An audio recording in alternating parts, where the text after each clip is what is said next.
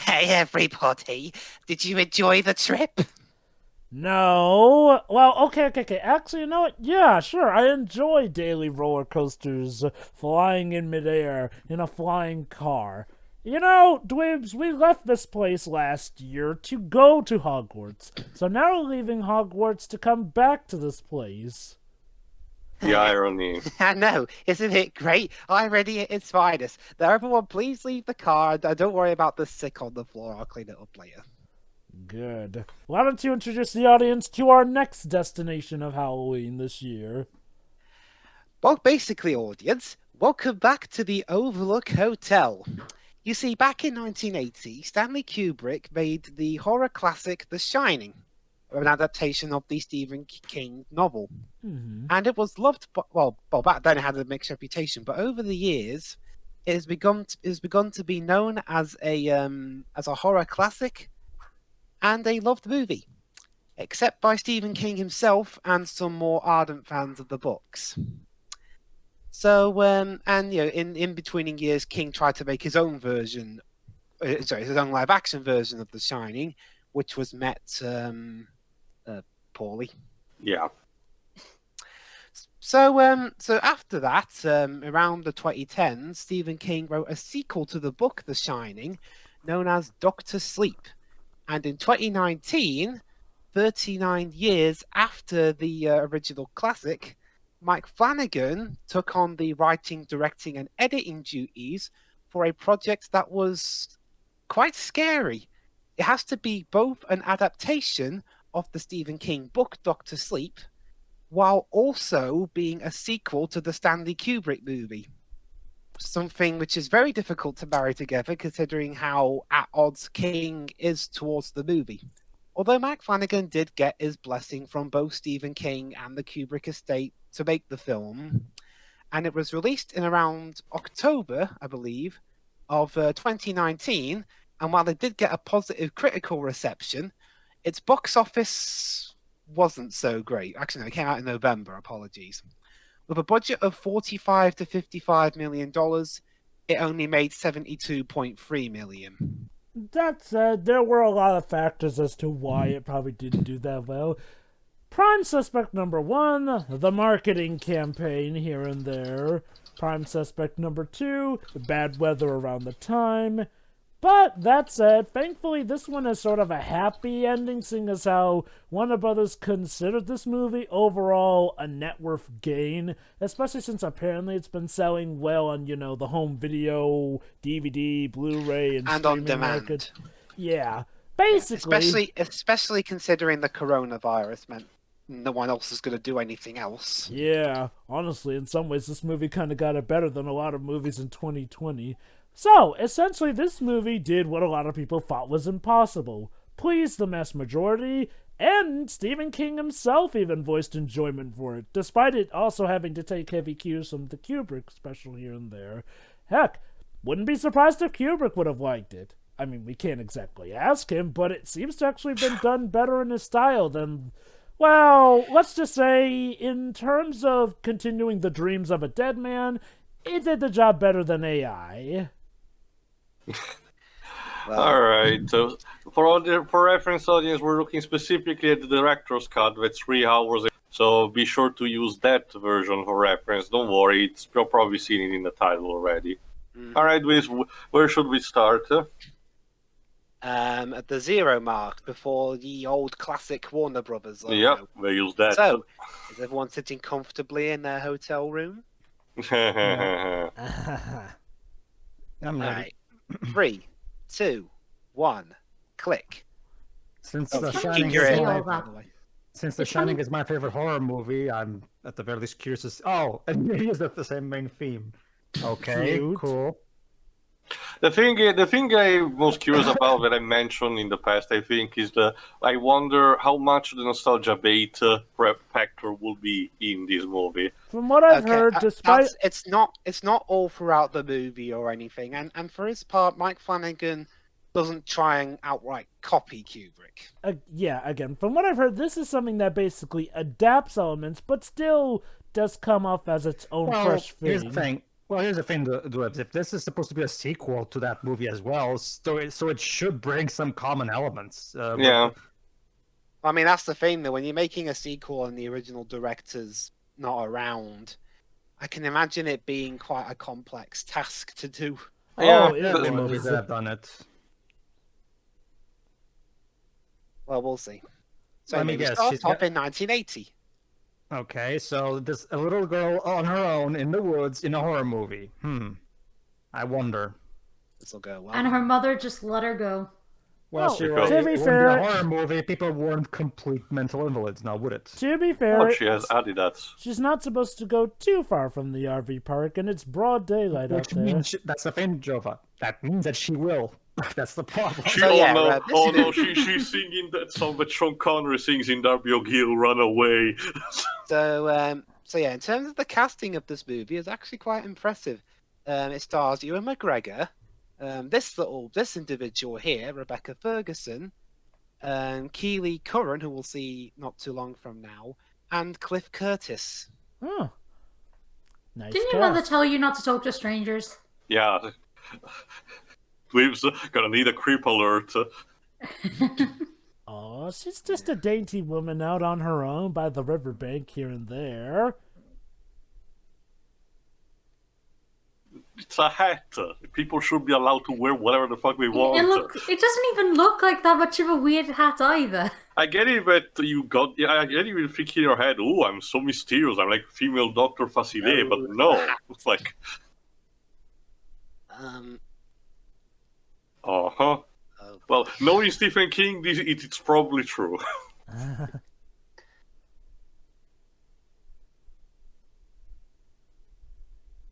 Except a portal towards the Dark Tower, maybe. no, don't. Come The on, hat you is gonna creature. eat you. Oop. That's not a rabbit. That's a Petunia, probably. Oh, please now, a rabbit? How cliche of a magician do you think I am? I don't know. A rabbit is more impressive than a petunia. Sometimes the classic, if they ain't broken, don't fix it. I don't know. Yeah, don't worry, girl, you won't scare her. Yeah, Please the stop others snapping probably the will. twigs.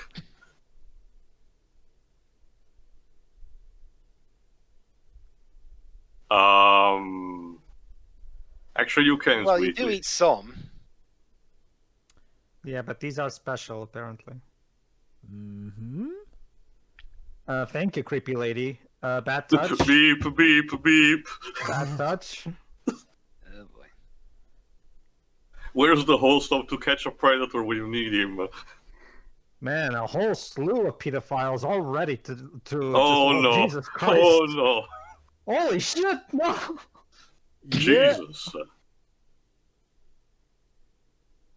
Mother of the year, everybody. This is like the beginning of Jurassic Park 2 if it was uncomfortable. Violet, don't make me actually look for you. Being a parent is so boring. If you find parenting being boring, then don't have fucking kids. Like, Seriously. contraceptives are a thing for a reason. Okay, 1, 2, 3, 4. Hexagons. Okay. Chapter 1. Oh, I get it. Ghosts. Oh, so is this actually literally going through the chapters of the book? Yeah. Oh, footage from the first movie. Oh, hi, Danny. I don't know. Did they rip this from the movie, or did they reshoot it? Well, let me see. It does look like it's just a shot from the movie, from the original film used. Yeah. If it's a very good reshot, then it's a quality, though. very Maybe. good one. Maybe it's altered a bit.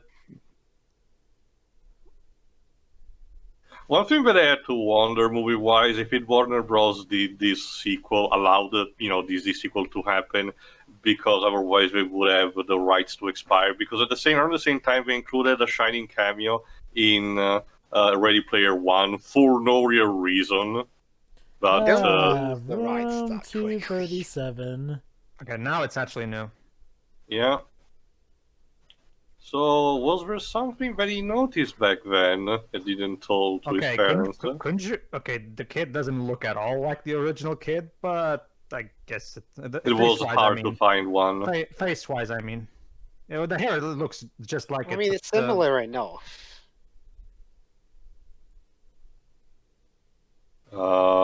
Please don't do jump scares.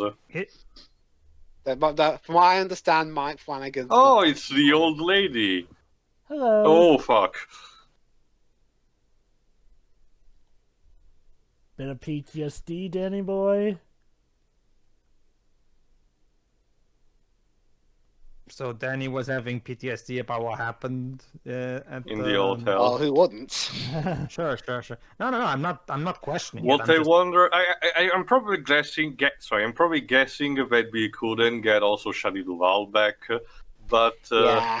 Well, she's probably a bit too old to play. so the original plus that's you're character, retired but from I acting can ages imagine. So the question is like, do they just have the mother not showing up at all, just implying she's Oh, in no, the same she house, showed or they got a look-alike? Most likely. I mean, the kid himself is a lookalike with no reason to do the same for the mom. Both Danny and his mom got facial surgery. Oh, That's what Wow, yeah. The experience in between traumatized them this much. Oh fuck. Oh. Well, at least it's not someone getting a blowjob from a bear. ugh. Oh, hi, lady. You're still not cleaning even after all these years? Well, this is still 1980. Oh yeah, true. Yeah. I will say this: props to the movie for so far not resorting to Nope. jump scares. So far, Well, it's Jova, like, well, I'm from what I've heard, Mike Flanagan's not that kind of horror director. Not well, Jova. It should, considering that The Shining didn't either. Oh, I know. Yeah, and that's a good thing, you know. yeah. Like I it would mean, be one or so two- easy to just resort to that. I mean, one or two jump scares is fine, but When your Oh. movie is littered with them, that's a problem. Yeah. So it seems that Danny kind of has an issue where the ghosts from the Overlook are Oh, still there's. haunting Oh him. God, Shelley Duvall, you really changed it.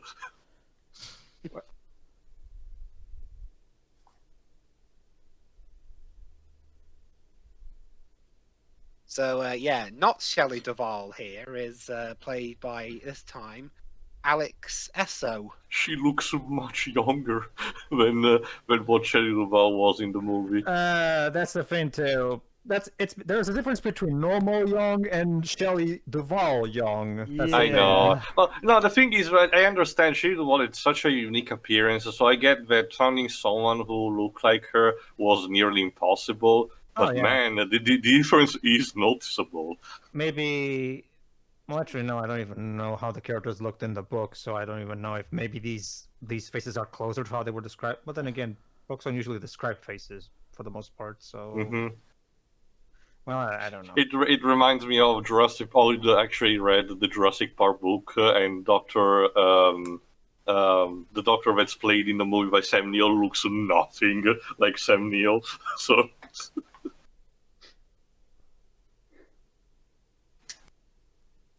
Your books Well- only really describe things that are on the face, like any scars, like not the Also- face in general. Mhm. Also, I don't remember the theatrical version having those chapter 1 things. It depends, Shiro. Oh, hello. It depends, Shiro. The original book describes the little princess having rosy cheeks and stuff like that. So here's, I will say. so here- Yeah, go on, Joe. So here's one difference from the book. The chef from the first movie / book, you know, originally in the book, he communicated with Danny via telepathy. Here, he shows up to Danny as a ghost because, well, he died in the movie He did. version. The Kubrick But version, then, anyway. but then he has The Shining, so Who is played by it with? Oh, Danny. No, the chef character. What was the character's name again? I sadly forgot. Kind of forgot his name, too. Let me check and find as well. Give me a second. Well, that's one blunt way to put it. Your daddy tried to kill you. Shit happens. Yeah. I don't really know which other way to put it. So yeah, this is from what I've read on TV tropes. This bit was actually added into the director's cut because you know the whole criticism that the original film got for having Jack be an insane creep from the start, as opposed to him gradually morphing into one because of the influence Yeah. of the hotel. This one does actually try to, clean that up by mentioning that he did have light in him, It's just that the hotel was exemplifying the negatives here and there. Well, then again, to be fair, I guess that's kind of what happens when you cast. There we go. In the original, there you go. The name of the character is Dick Halloran. In the original movies, was played by Scatman Crothers, but instead here is played by Carl Lumbly. And here's another difference. Unlike in the book where, they blew up the hotel is still around, but it's condemned, which means the ghosts are left hungry without victims to feast on like they Which did. I think it's a good compromise. Mm-hmm.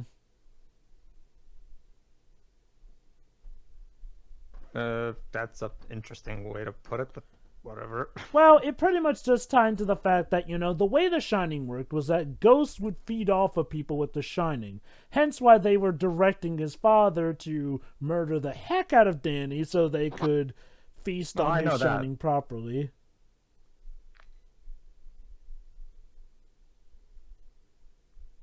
It was made by Disney. I'd have to call it the Shining. You made it real. Well, not much older. Unless the twist is way. that the camera pans and it turns out it was Ewan McGregor. No, more in a sense that when he has this talking session, he still does it in a child persona. I get what he means, though, when he says much older in a way. That experience has aged him mentally. Like, congrats, kids, you pretty much grew up that day. Whether he liked it or not. Yeah. It's like that saying Bruce Wayne has in Justice League Unlimited. I haven't been a child since I was 8 years old.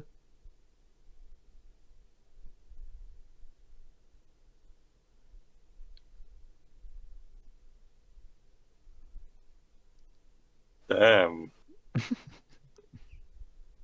Yep. As a ghost.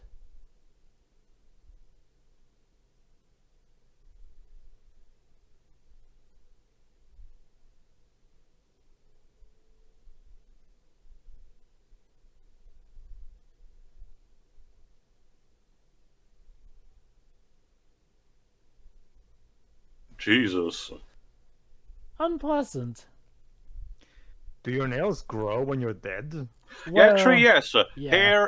Hair and nails are the two things that tend to keep growing at least for a bit, even when you're dead. It's a sort of a, last thing that your body does.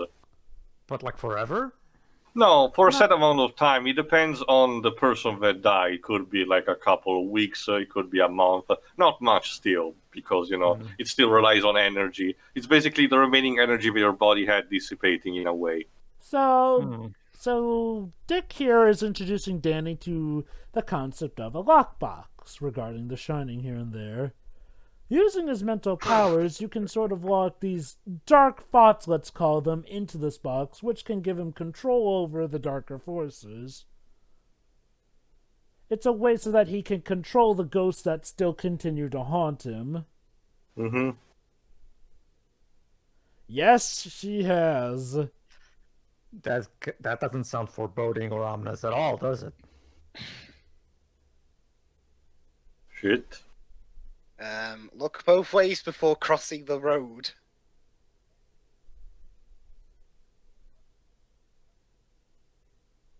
Wow, she's clearly trying to replicate Shelley Duvall's performance with... Yeah.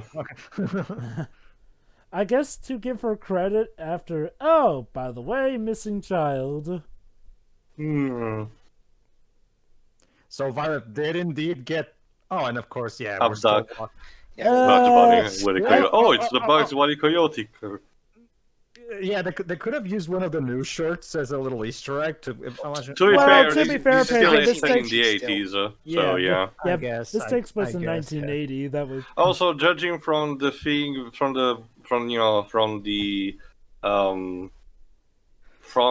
what the ghost told to Danny, I get the idea that the kid was literally Yep. eaten alive. pretty much. Oh, agony, agony. That PJ is a bit. Oh fuck. Okay. Okay, You know- lady, again. you need to find your own bathroom. This is You know- not your. This house is not an hotel. Okay, Danny, time to face your fears head on. And now it's beat the shit over. Moving on. Okay. Oh, whoa. Jesus. Damn, Danny, what did you do to her? Showed her. She He showed called her a the Steven- Pokemon she showed Drover. her- no, worse.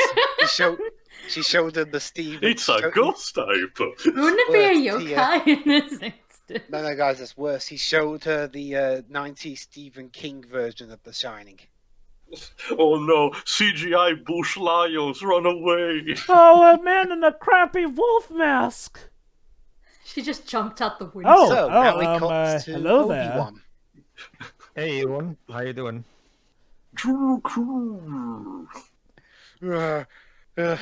People, please stop yelling. I have the Interest- high ground on the street at me. It's annoying. Interesting time to time skip, but whatever. Well, basically, I guess it's we shown needed that to know Dan... the fact that he learned to control his powers. Pretty much, yeah. Damn, Obi-Wan got... Laid. Yes, he did. It's not even an alien this time. Huh. Ugh. Gross. I think that's more. I don't know. That kind of joke applies more to Captain Kirk rather than. Because that Obi-Wan. big. Well, you don't probably know, Yeah, but New Obi-Wan Jersey actually has 2011. an alien girlfriend in the expanded universe. Mhm. Oh yeah, now we okay. time skip to 2011. So 41 years later.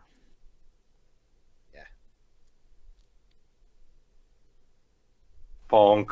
I'll give Ian Well- McGregor credit. He does a relatively good American accent.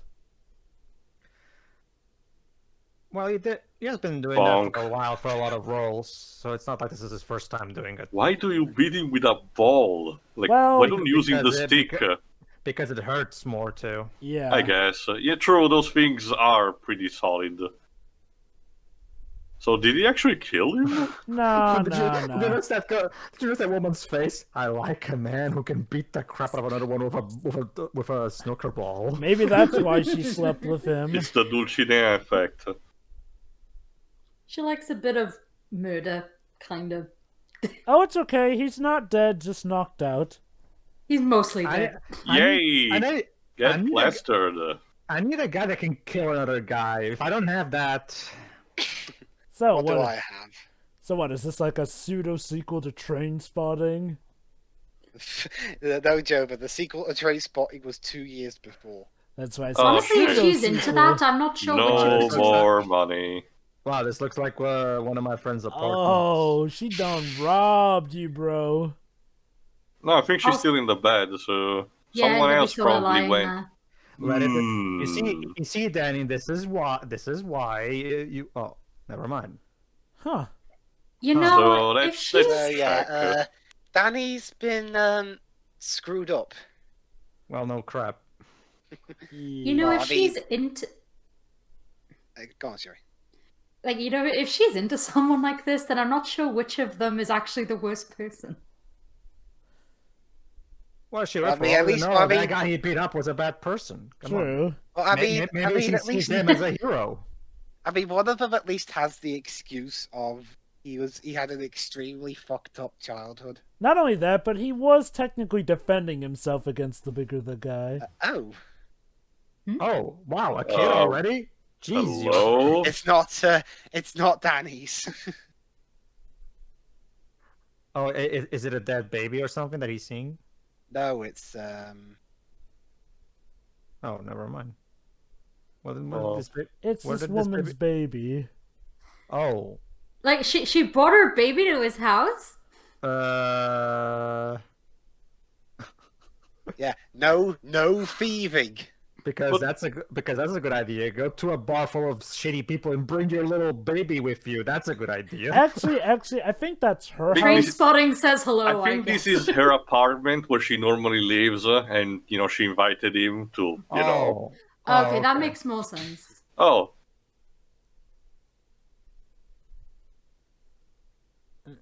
Also, how many boxes did he have already? Oh, he's got quite a few lock boxes. So Obi-Wan got his own Jedi spirit helping. Pretty much. Pretty much. I thought, what happened to Qui-Gon? That's of interest. Qui-Gon disappeared after Phantom Menace, so what is this? If he really doesn't show up in the Obi-Wan Disney Plus series, yeah, that's the ultimate confirmation. Pretty much. Well, I mean, Qui-Gon did have a voice cameo in the second movie, and they used him in. I mean, Qui-Gon was about as interesting as a placebo, but still. Again, even the more reason to actually probably. Anyway. Aniston, New Hampshire. Sure. So, who are these people instead? Oh, hi. This is another one of our main Kimball. characters. Abra. Abra? Yeah. There's Kadabra. No, Kadabra's not here. Is this what a shiny Abra looks like? Oh, wow. So we're raising a Pokemon as a daughter, then. How did Abra become a human? Psychic powers, because remember, Psychic type, we can do weird shit. remember, Dwebs, in the anime, the Sabrina does whatever the fuck she wants. She turns people into dolls and shit. She's basically a god. She started off by bending spoons in her childhood. Yeah. How do you go from that to godlike powers? I have no idea, but whatever. Honed them, she did. And now she can turn people into So, dolls. who are. Isn't that what- Oh no, it's not. From what I Who thought, are it was the- the actress who plays Anastasia in 50 Shades of Grey. I was about to mention, like, who are the parents played by, Dwebs? Let me see. I know the last name to look. The father is played by Zachary Momo, and the mum is played by Jocelyn Donahue. So, But yeah, I'm kind of with Peter. I think I saw this actress somewhere else. Oh, the piano is playing itself. Spooky! Oh, she so was what? in- Pianos have auto playing mode sometimes. not this Okay, one, okay, though. hold on. Miss What Chapter movie is 2. seeing? Is that Casablanca? Ah, Long Long Island, Island, New New York.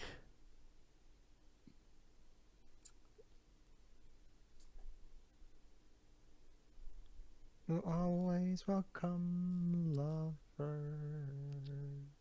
Oh, you know this song. Oh, I love Casablanca. I mean, also, it's more than.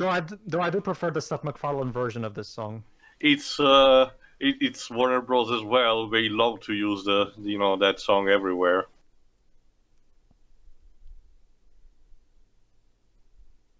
Casablanca is one of the all-time great romance films.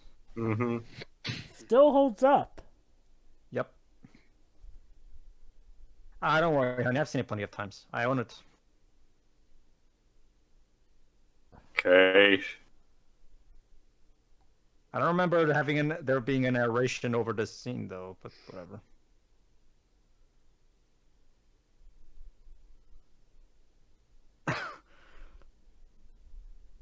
Oh god, I hate those people that come into a theater room and instead of actually watching the movie, they just stand around doing irrelevant Yeah, shit. seriously, why did you came there in the first place, Ben? Oh, you'll see. Waste of money. No, I'm pretty sure. Yeah, these two actually have a reason, but I know what the feeling.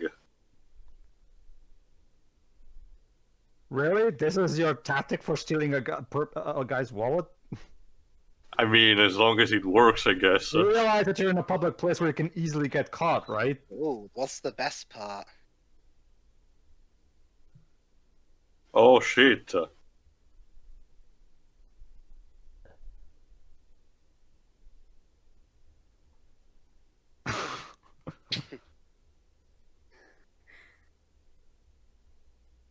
Ah, she's a psychic. More like a hypnotist, maybe? Well, hypnotism. Someone who's using the power of a shining for this purpose, maybe. I guess that's what the movie is trying to, see to explore more this type of psychic power and whatever usage. This guy is a not very pleasant fellow. Oh boy!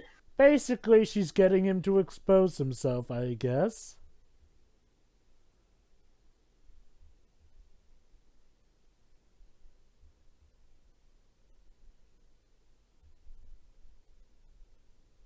I think I get it what she's trying to do. She's trying to associate an experience with pain.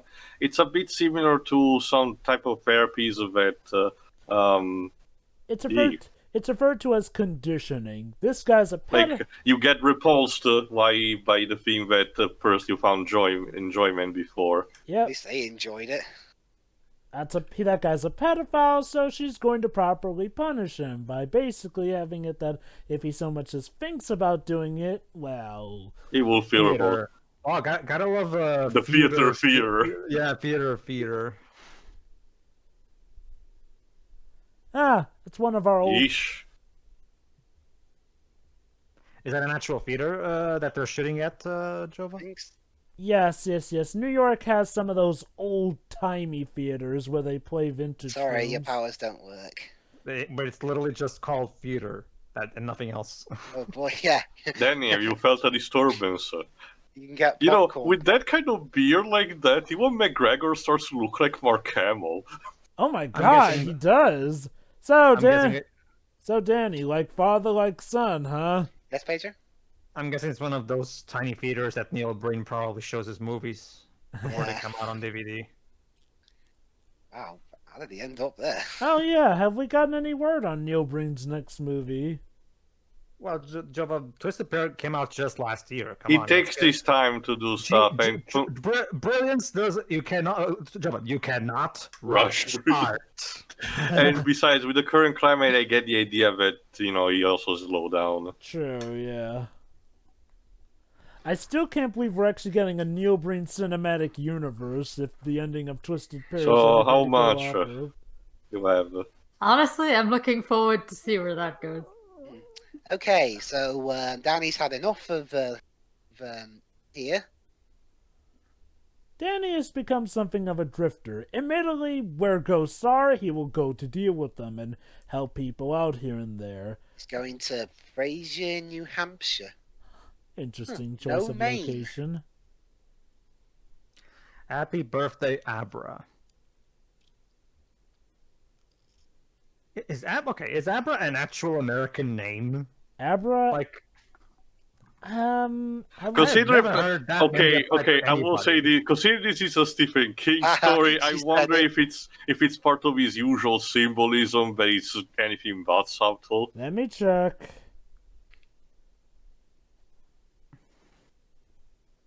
It's a Hebrew name. Oh, there you it's go. a bunny! Yay! Yeah, There's your bunny rabbit. So yeah, Abra is an actual name that some people do name their kids.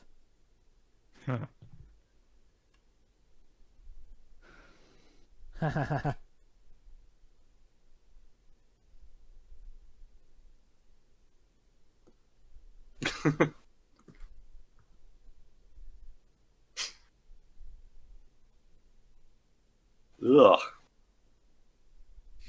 I don't know. She appreciated it. I thought she was going to say, I could do that too. yeah, I know I've seen this actress somewhere. Let me Can we- check. can we- Can we get you a Wikipedia page? I'll try to myself in the meantime. Just a few more hours.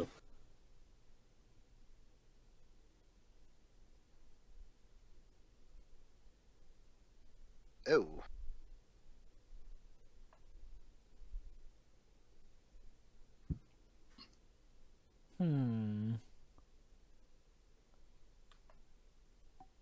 Oh. This is Ah. turning to paranormal activity.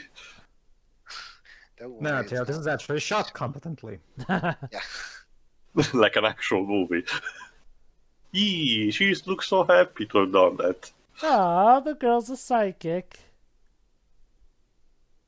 I swear, I will never. Oh, Jesus. But Danny swear- feels, get this, a disturbance in the force. I swear, I will never understand the appeal of found footage movies. It's like the most amateurish way of making a movie. Chapter 2 Empty Devils. Well, There we Isn't go. that a lot of The Visit, though? Jocelyn Well, Donahue. naturally, no. There's a lot of not. Well, here's the thing.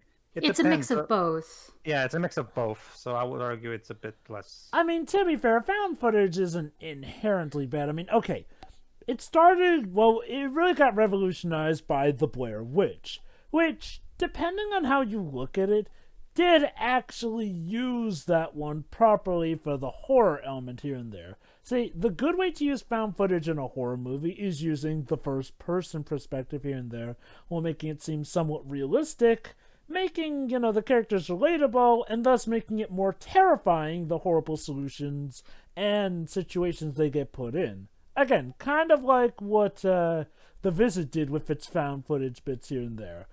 The problem with some found footage films is that they think that, just using a shaky cam that still looks way too good to be an actual basic camera will somehow work, and it'll be an instant success.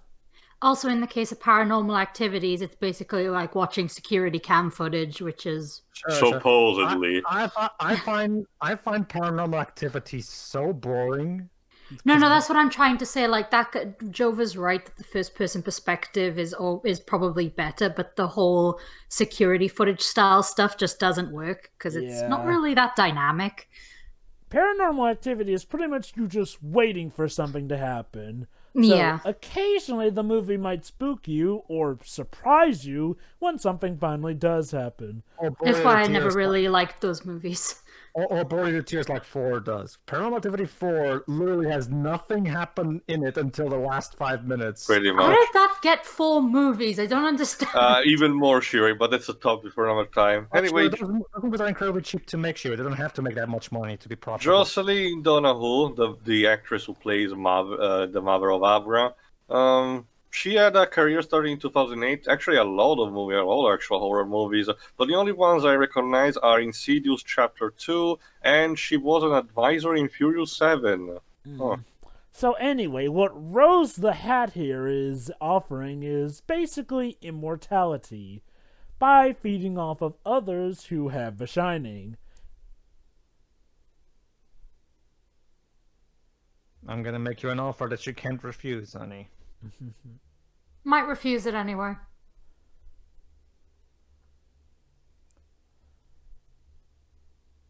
No, Actually, yeah, that's a good can't, segue. Let's see, who did the Thank you, score. Who did the score? Apparently. A group called the Newton Brothers. Interesting. Fraser, New Hampshire. They're, I think they're Mike Flanagan regulars. Oh, we're watching Frasier, the show. Have you seen that City show? Far. That film? No, Frasier. Well, Frasier was a character from Cheers, who then got his own show. But I know, I was talking about the show. what? No, he asked Okay, if you'd and- watched it, basically. And now we're in Gulliver's Tales. More like a Godzilla set. Is that like mini golf or something? No. Yeah. No, it seemed more like an expose or something, like a reconstruction. Yeah. This is our town in scale, or It's a something. miniature version of a city. Wait, Excuse me, I saw this actor too. Yep, that's Cliff Curtis. Oh my god, the Fire Lord. Don't worry, this is a much better movie than The Last Airbender. well, no crap. That is not like that's hard. I bet we could make a better movie than Last Airbender. Huh.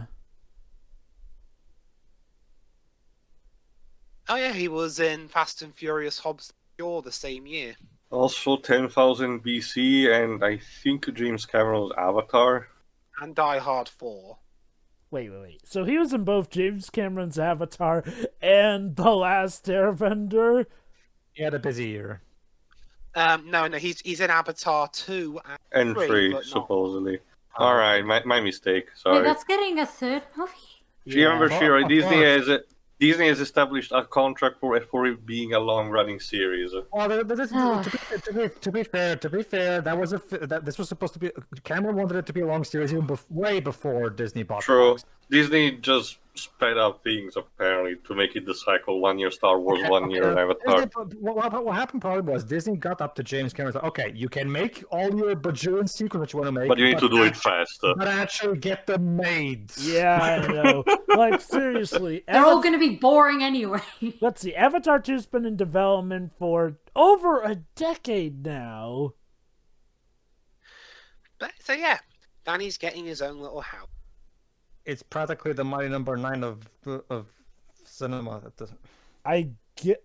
Well, yeah, true. Yeah, my number 9 did eventually. Or I'm come gonna as say well. more like Duke Nukem Forever because it's a sequel and it's probably gonna be disappointing anyway. Yeah, sure. That is something, though. Disney do technically own the 2 highest-grossing films of all time. Oh, I thought I was giving him the finger. Nah, it's just a piece of chalk. Believe it or not, Dweeb, Stephen King characters can actually be nice. Yeah, I know it's rare. Well, I've seen For how long? Well, I've seen the Langoliers Yeah, there were some nice people in that. and Maximum Overdrive. Oh, okay. I know Maximum Overdrive is technically a bad movie, but I just can't get mad at it. Like, it is, Same. it is such delicious cheese and AC/DC. Help that experience so much. So, wanna get a coffee? Besides, how can I get mad at a Stephen King film where the Green Goblin's the main bad guy? So, do we have like an initiation cult route? Sort of. Yeah. Stephen King writing Spider-Man. Oh, wow.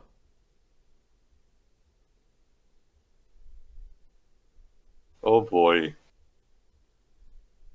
So yeah, around the late 2010s, Stephen King works in general are getting quite the renaissance Yeah. with both It movies. Pet Cemetery, and now we're getting a new version of The Stand, for example. Huh. But Pet Cemetery, that was also a Mike Flanagan film. It Part 2 notwithstanding, so far those renditions have been pretty Actually- good. Actually, no, I don't think it was. I don't think it was my. Sorry, let me see. My mistake. It was other people.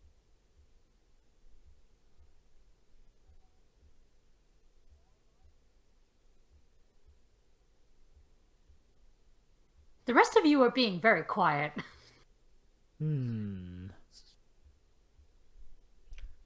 Oh, Sure. I thought it was actually like a thermos, like one of those things that Sure. you put coffee Yeah, to I make thought it it was warm. that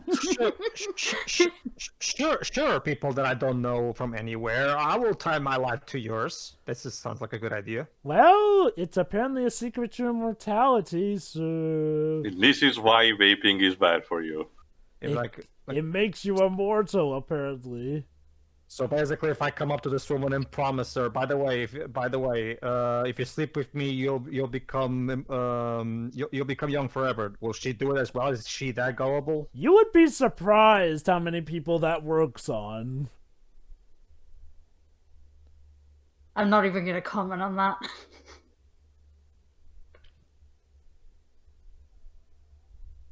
Jesus. Maybe this was a bad idea. No. It's Yeah, just Well, a... I mean, it wasn't exactly didn't exactly agree to this. Well, actually, Dweeb, Actually, she she just did. did. Actually, Yeah. She spent some time with them actually before that. It's a bit of a rough entry period. Ooh. well, that happened. Iwan. Action. We started filming. One thing I'm not. Wake up, asshole! Hey, Ewan, Attack of the Green Clones. light. Has he actually fallen There, asleep? that got him up. Well, yes, There we well, go. Well, this is Doctor Sleep, but one thing I'm not quite getting is what exactly is the relation between this between Ewan McGregor's plot and the blonde chick's plot? If I had to hazard a guess, they're probably connected, considering both of them are supposedly shining users, but just in different ways. All will I be guess. Hello? all will become apparent Oh later. fuck! God her again. Hello. Can you just leave me alone? Oh? Well, in that case, that's good then, right?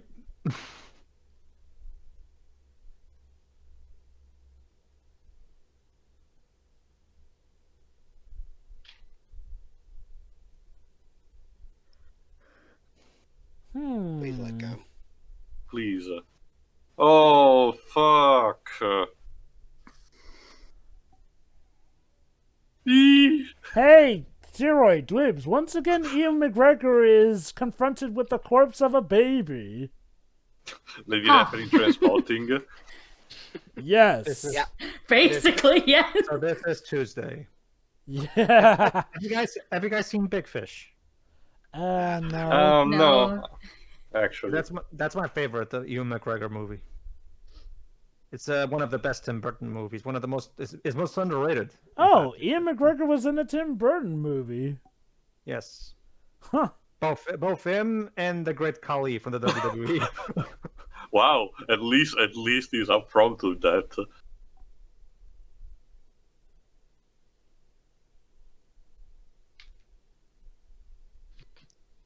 I know. People keep yelling. First prequel. first step is admission, Danny. Yeah. Seriously, people keep yelling prequel quotes at me everywhere I go. I have the high ground. Hello there. Don't worry. People just won't leave me alone. Don't worry, Mr. McGregor. I'm sure eventually you'll shake that off with the Obi-Wan Disney Plus series, where you'll have a whole new bunch of memes to give people.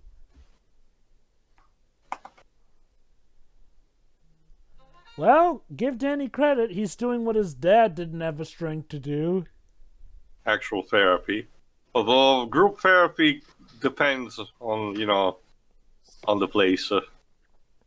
Okay, maybe his dad did get therapy, hence him trying to wean himself off of alcohol, but I'll just say this, overall, Danny does a better job at it.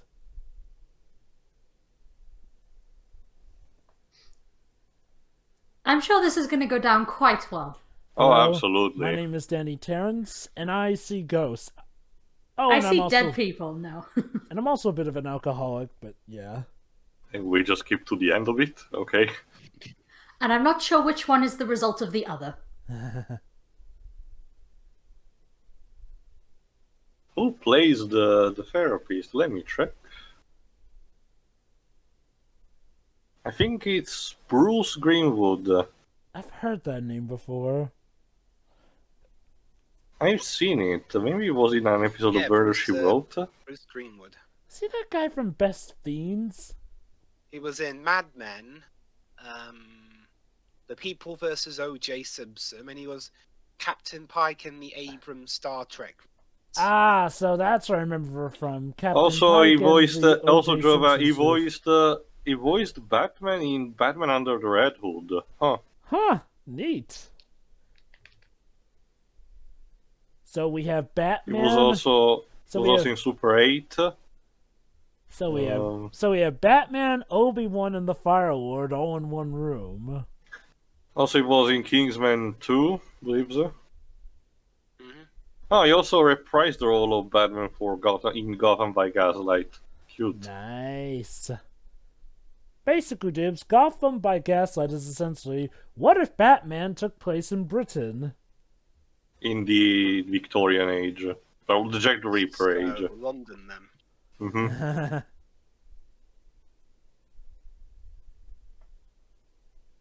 Yep.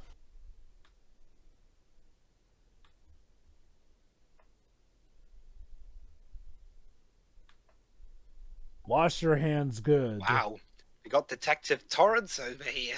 Well, it helps that he's a psychic. Yeah, he's got the shining. This room looks familiar. Ah, yes. Yes, it does.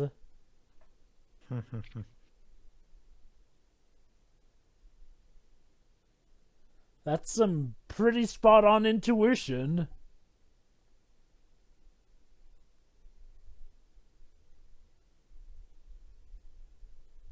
I'm just admiring at how perfect you replicated that set from that scene in The Shining where my dad talked to somebody about the Overlook. Uh-huh. I wonder, did they actually get some of the old set work from the old movie, too? Well, I don't know if they got any of the old set designers, but Yeah, I'll give them either that or they studied the original film really hard. Yeah, like, again, if this is all new, kudos. They pretty much got a lot of it spot on.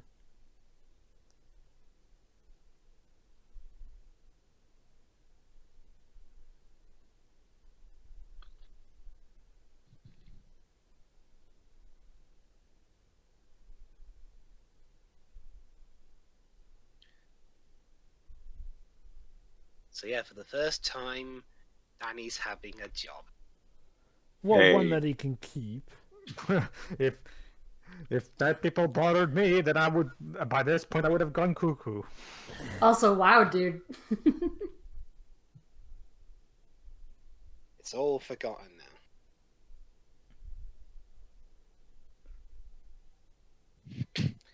Congratulations, you are now officially initiated into the Crazy People cult. Cool. Oh, Yeah. great! Can, Now we're in. can we get a badger? Now we're in the Hawaiian short, the Mickey Mouse one.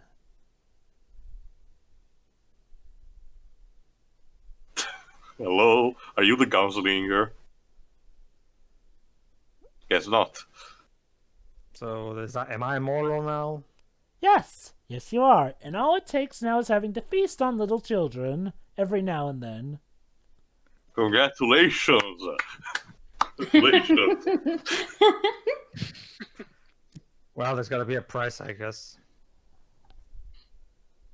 She was locked out for a few days. Well, considering what happened, I'm not actually surprised.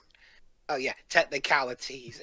If you said it wouldn't hurt, well, it doesn't now. So basically, Joe, what you're telling me is that the immortality in this movie works exactly like the one in Scooby-Doo Zombie Island, the first movie.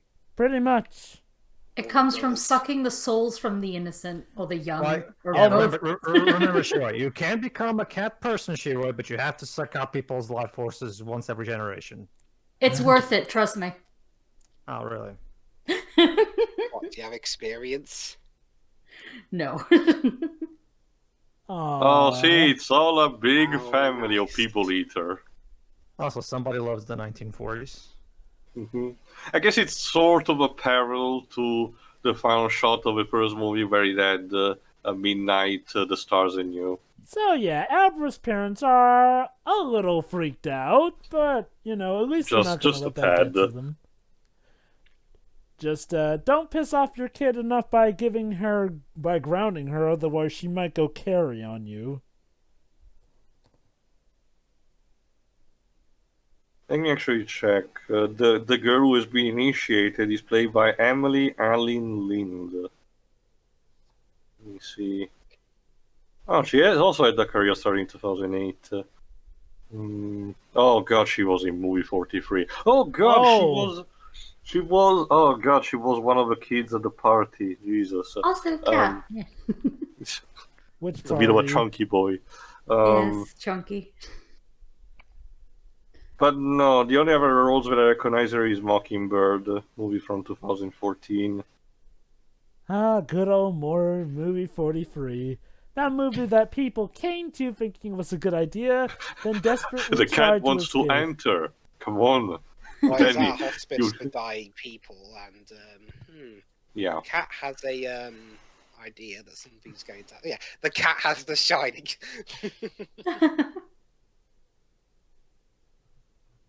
Just wants. Oh, I get. Oh, look, it's just like in that Dr. House episode of the cat that loves lying on beds of Oh. dead patients. No, there's a cat in a hospital in this country. Like, I'm not sure if they're still alive now because this was a few years ago. But yeah, a cat who would wander around the hospital who would sit by dying patients. That's Yeah, one. the cat is psychic. That's all. That is one thing I Oh. wouldn't. That's It's that's so another- cute. No, it's So not. That look is creepy. He can't help it. That's what he looks You like. just know the cat uses his power just to want to be pet, maybe food. Because at the end of the day, he still doesn't give a shit. I'd hate to be in a hospital with a cat like this. It's like, get the fuck away from my bed, asshole. So yeah, basically when he's not doing the cleaning, he's comforting the dying. Aww. On a psychological level, it's understandable. Pet therapy is an actual thing and is beneficial to people with this condition. On a more practical one, it's a nightmare in terms of hygiene. And it is terrifying. I'm sure the cat washes her hands. Yeah, with their mouth. Okay, thank you. Now I never want to go to sleep again. Do we have a title drop? There we go. Yay! The movie's over now. We can go. He is a doctor. Just look at his bag. It says doctor right on it.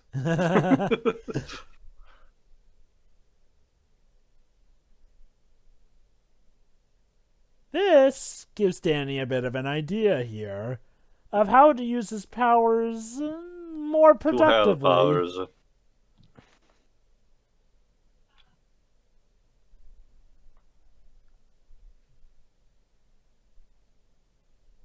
The script says you have to be here.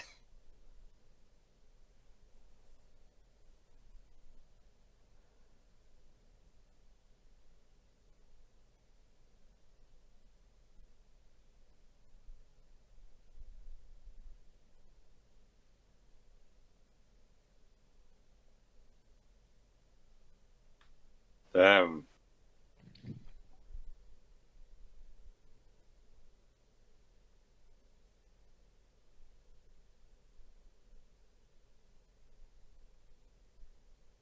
Well, that So, happened. He got to sit next Yeah. to Obi-Wan as he died.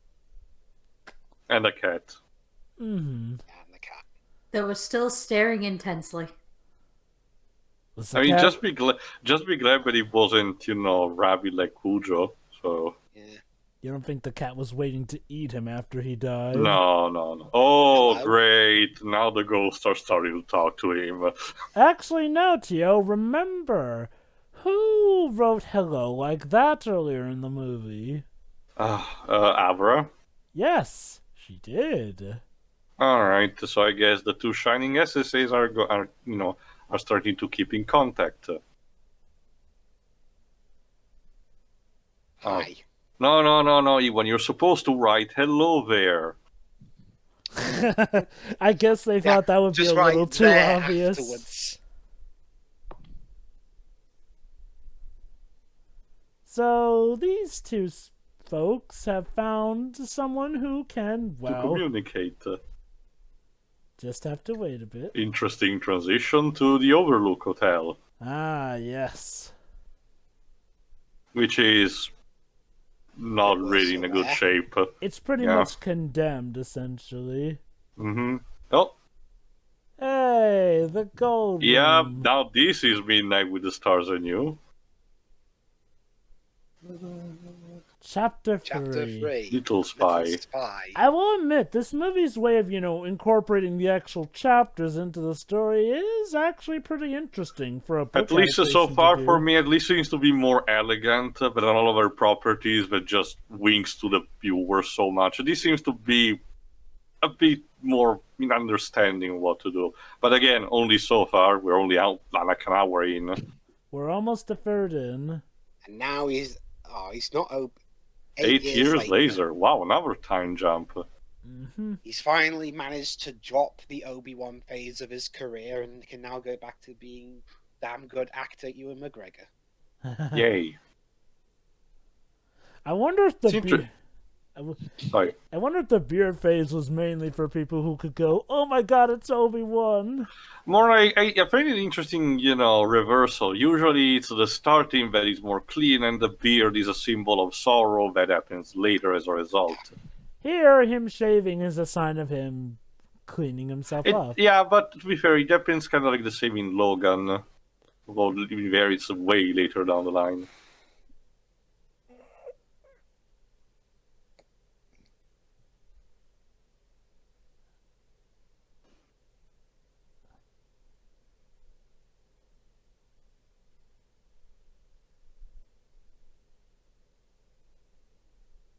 did break someone's face. Yeah, with a pole ball. A snooker ball. Talk about a chip on his shoulder.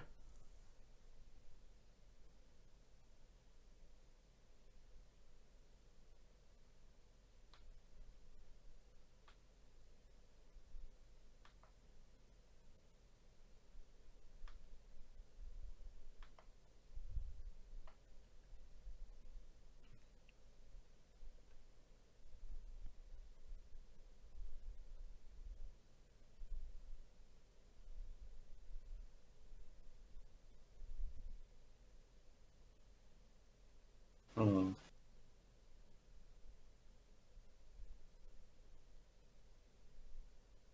Aww.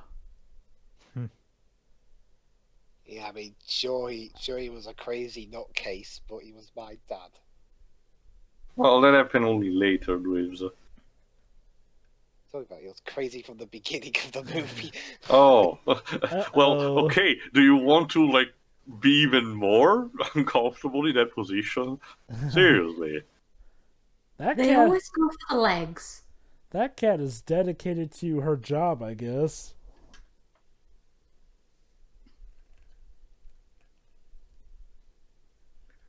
The cat just loves watching people die. It's kind of symbolic. I do Comfort. wonder if this is King injecting a bit of symbolism, because cats, again, in old Egyptian mythology, were considered the guardians of the the other world.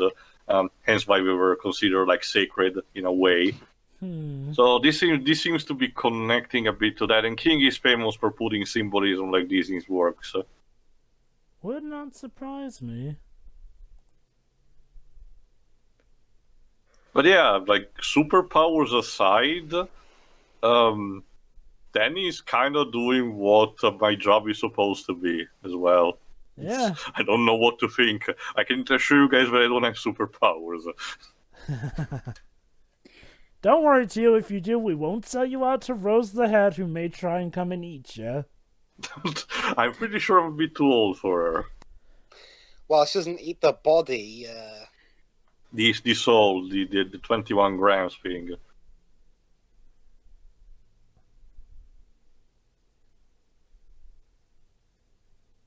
Would you say you've traveled each and every highway?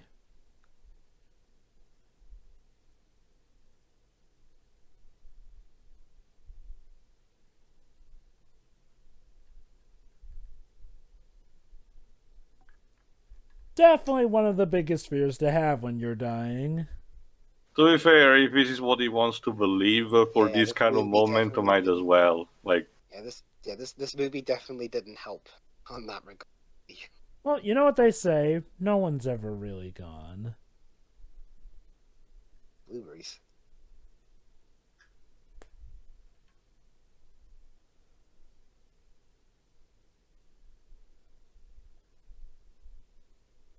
But I hate blueberries. Shh, it's a touching moment.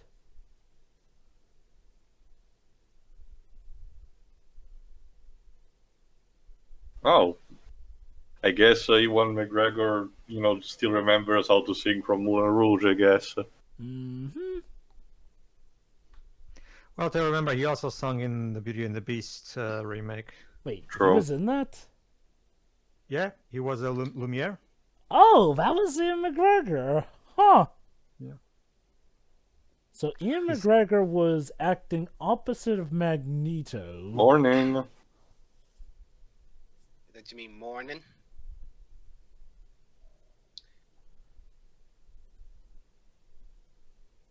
Shut up, I'm busy. I'm trying to sleep. School. Morning. Yeah, it's a schoolboy. So are we ever gonna? So Libs, are we ever gonna learn what happened to Adder, the girl from the beginning? Yeah, Okay. I think so. Anyway, That's I saw that look, action figure somewhere else. It's an action figure of a character off Ruby. Oh, wait, I think it's Emerald Sustral. Yeah, so there you are, ladies and gentlemen. Odd choice. We can now somewhat tangentially connect Stanley Kubrick to Ruby. To Ruby. Amazing. Okay. To be perfectly fair, Kubrick was like this close apparently to make a Warhammer 40k movie at some point, so I'm not surprised by anything anymore. Really?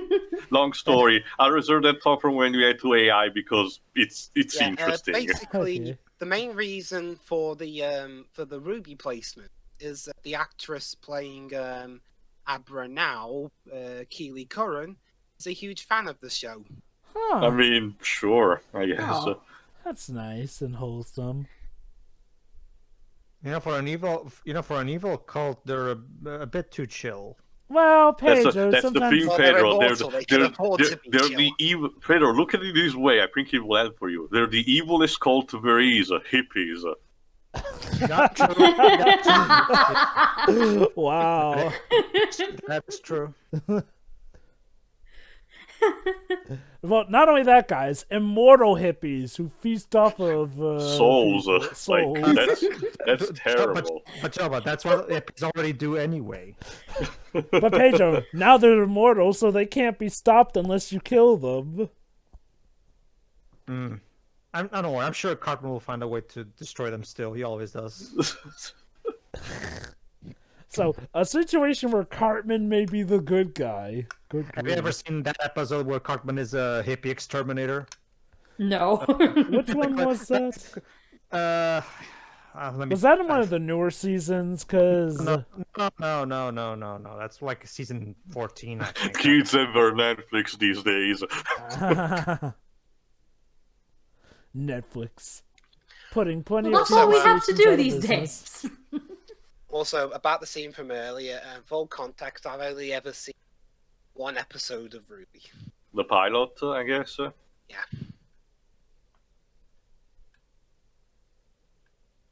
Oh. Basically, the more powerful someone's soul is, the more delicious a meal it gives. I can imagine. So much Your so that they soul keep is some of their mine. souls in canisters.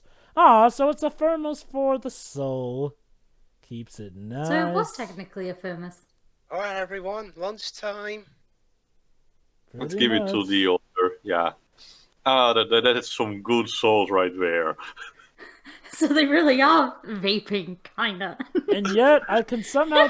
and Guys, yet... those ads at the Video Game Awards 2019 were for a purpose. Oh boy, this spits.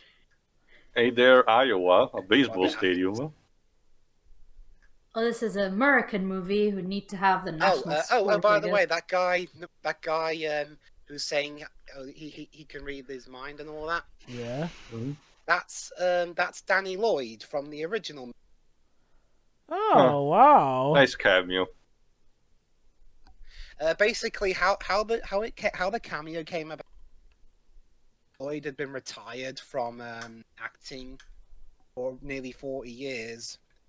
He got DM'd on Twitter by Mike Fine to be in the movie. And he came. So now This- that people are asking this- each other over Twitter to be in their movies. And Mr. Baseball Prodigy here is played by Jacob Tremblay. For how long, though?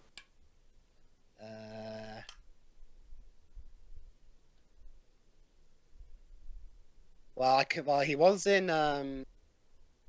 He was in. He's been. In a lot of No, No. that's terrible. Why is this kid going home by foot by himself? stuff. Oh, he was in Harley Quinn. He played Robin. Beep, beep, beep.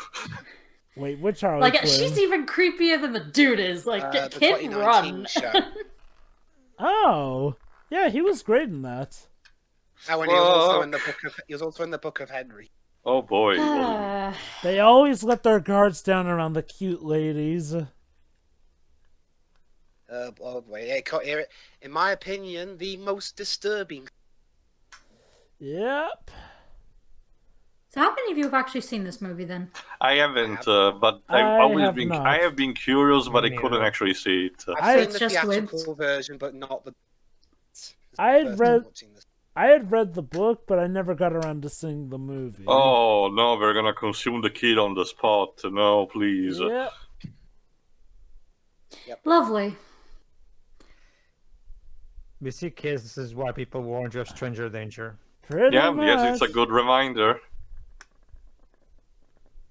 Well acted, kid. Well acted. I guess, to be fair, technically this isn't a gory scene, so I guess, Wait, you know... number 19. 19. Oh, It's I get that. it's the number on his shirt. Oh, I get that, but what does that got to do with him being good at baseball? Oh, He's no, got no. The Shining.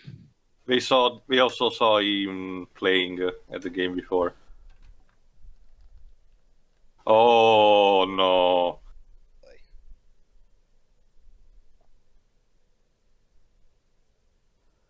Well, Jesus. she did not lie.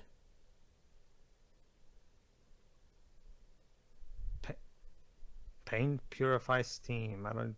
Steam is I think- basically a terminology Not the soul. for the soul. There it is. Jesus.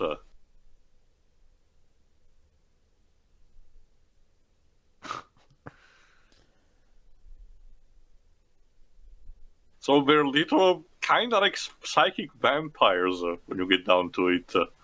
It just requires a lot of pain from the victims.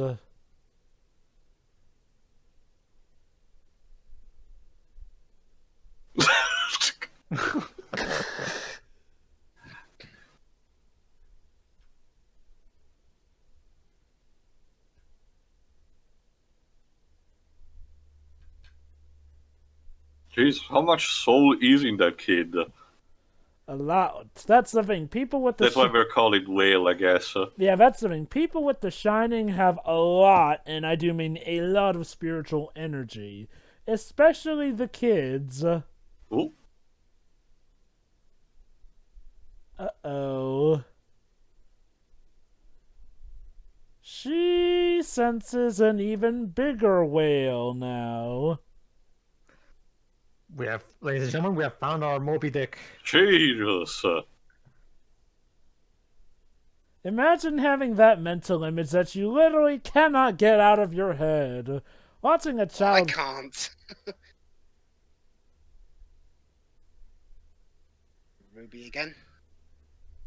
Oh yeah, Ruby Poster. She is a fan. Oof. Oh.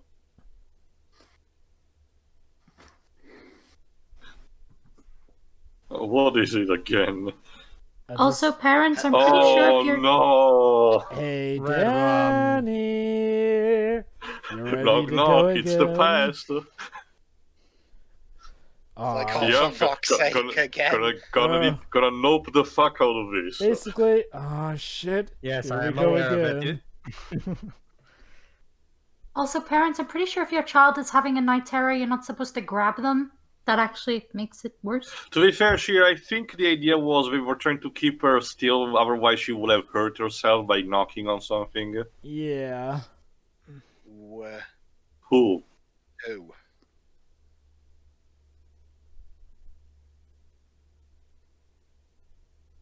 Yeah, who? That kid who was in the Book of Henry.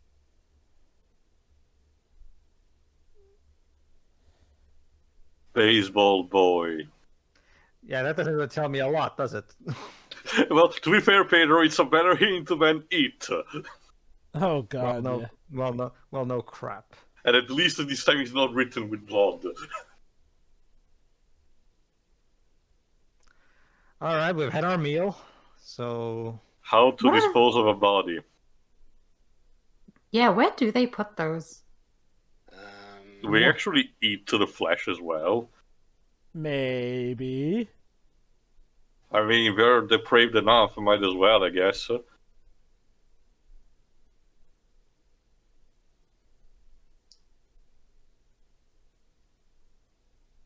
Or do they just leave him? Wow. She's disappointed that they didn't get even more out of him. It takes a different length of time depending on the person. Oh, she stores a bit in... There we go. For some There you go. reserves. Might as well. I was gonna try and nick some of it.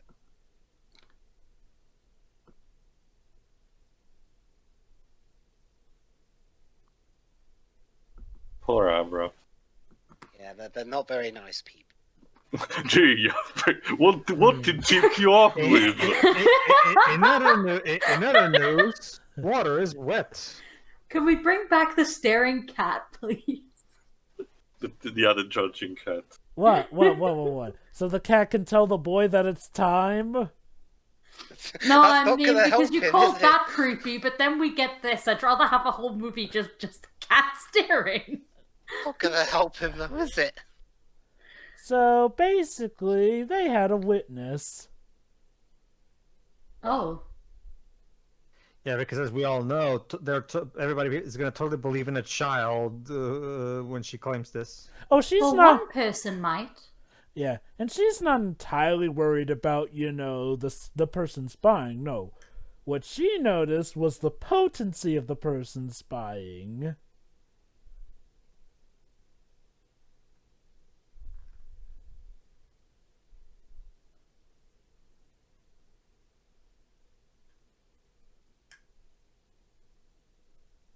Crow Daddy. So, yeah, Rose is a hungering for that power. Crow Daddy is played by Zan Klarnen. Let me check what he did. What a He's in weird nickname. Westworld. A Native American, actually.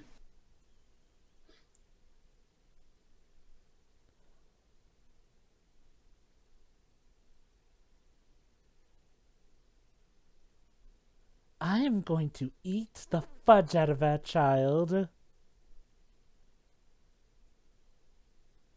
So, disposing of the body by giving him a burial. I'm sure his I don't parents will also much How appreciate nice that. of them. Yeah. Yeah, I don't that's so courteous. I don't recognize most of Sam McClarnon's career, although it is, pretty expensive since the early 90s. Yeah, put it that way. It doesn't even say murderer. It's bird freer. What's this? A reboot of a film series called Murder, but they put the free instead of an E because they're so cool. Huh. Okay.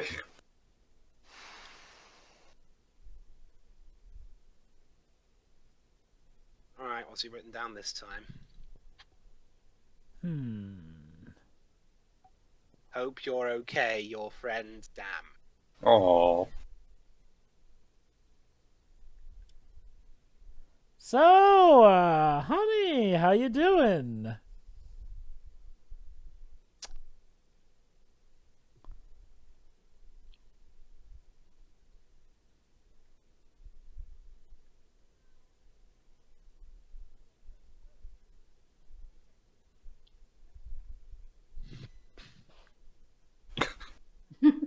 Abs. That's a nickname, I It's a guess. common nickname, Pedro. I can see why he, I know, but it's you know, it's not even just about that shit, right? Like it's more so the fact I don't know. Abs also used to describe, Abdominals. abdominals. So I never understand what kind of this nickname just sounds very weird to me. I guess it's like, well, normally a lot of people's first intent with, calling someone by nickname can be, call them by, like, the first few letters of their name and, this or that. It just so happens that with a name like Abra, you have Abs. Oh, hello. Yeah, she can hear their thoughts. oh, Yeah, that is she's a terrifying thing. She's a freak because she's on the computer. Well, no, it's more so about how she was staring at them. Her Yeah. being a psychic, she has a tendency And to remember, stare Pedro, intensely. bullies will find any kind of excuse, so... Oh, there he is, Bradley Trevor.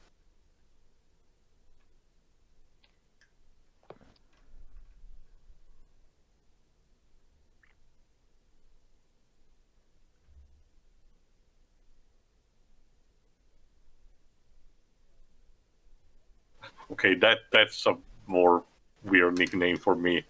Abba Badoo. Abadoo. Also, those scribbles on the fridge are unsettling as fuck. Oh, what's wrong? I don't know, there's something off-putting on how they're constructed. I take it you weren't a kid who did that back in the day? We usually stick to magnets, Jova. Ah.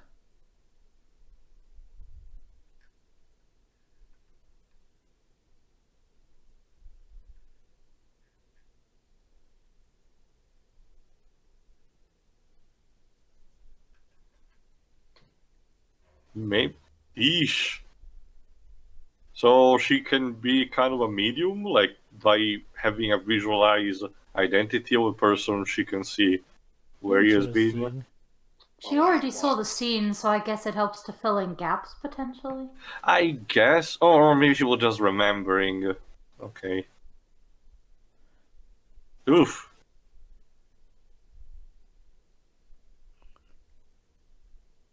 Oh, it's more. No, it's more than that. Sensing what led up to his She's death. trying to use this to find. The whereabouts. Yeah. Okay. This particular group of people are called the knots. Yes. They like to As tie in up as in knots. a knot of. Mm-hmm. Whoa. Oh no, a convoy. Ethanol plant. Hey, it's like how Beyond Two Souls works, only this is Yeah, it actually a actu- good yeah, story. Yeah, it actually is just like the way Jody does that in chapter 2. Yeah. Wow. See, this movie shows that certain concepts from craft stories can actually work well. So Well- what is she said?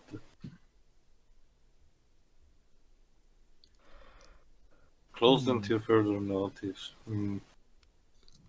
Well. The true knot, that group, I should say. Mm-hmm.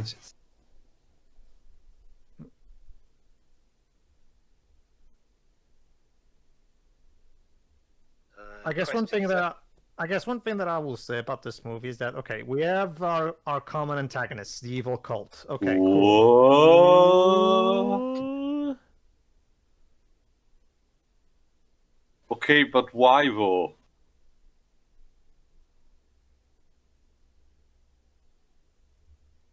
What? Ah, she's putting herself mentally in the Larry. area.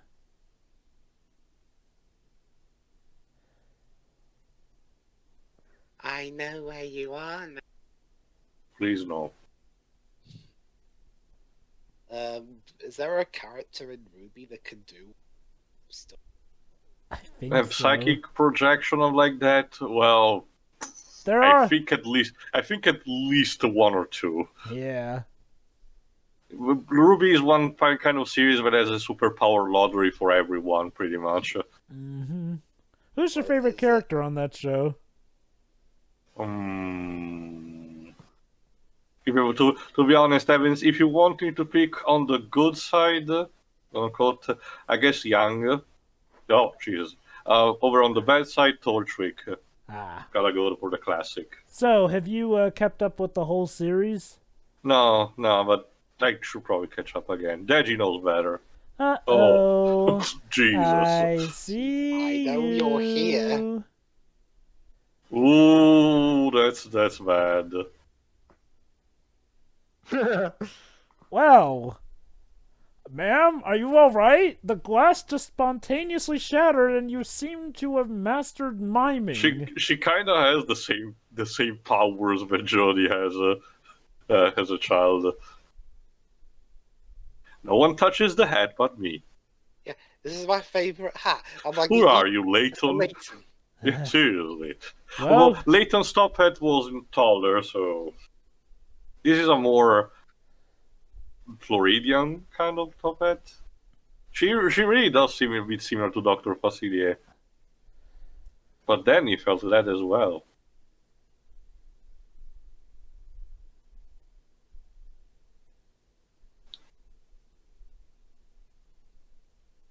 He was secretly asking about Tony the Tiger.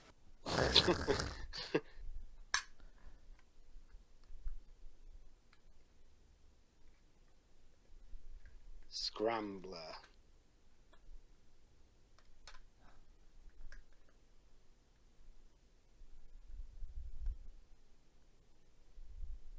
Guy to talk privately. We have a problem, a situation. Yeah, we got a fucking problem here.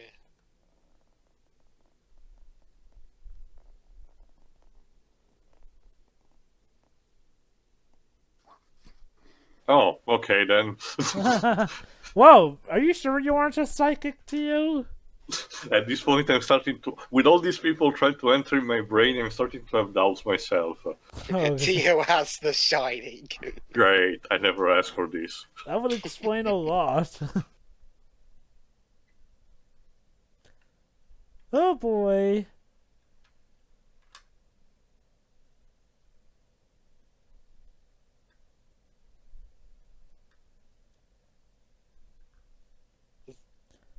I haven't seen such impossible things since Mission Impossible Fallout. Yeah, Rose doesn't want anyone to be a part of their group who might threaten her leadership. Yeah, I'm the leader here.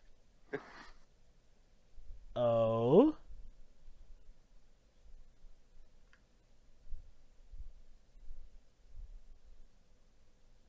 Basically, keep her around like a cow, you know, one you can take a little something from every now and then.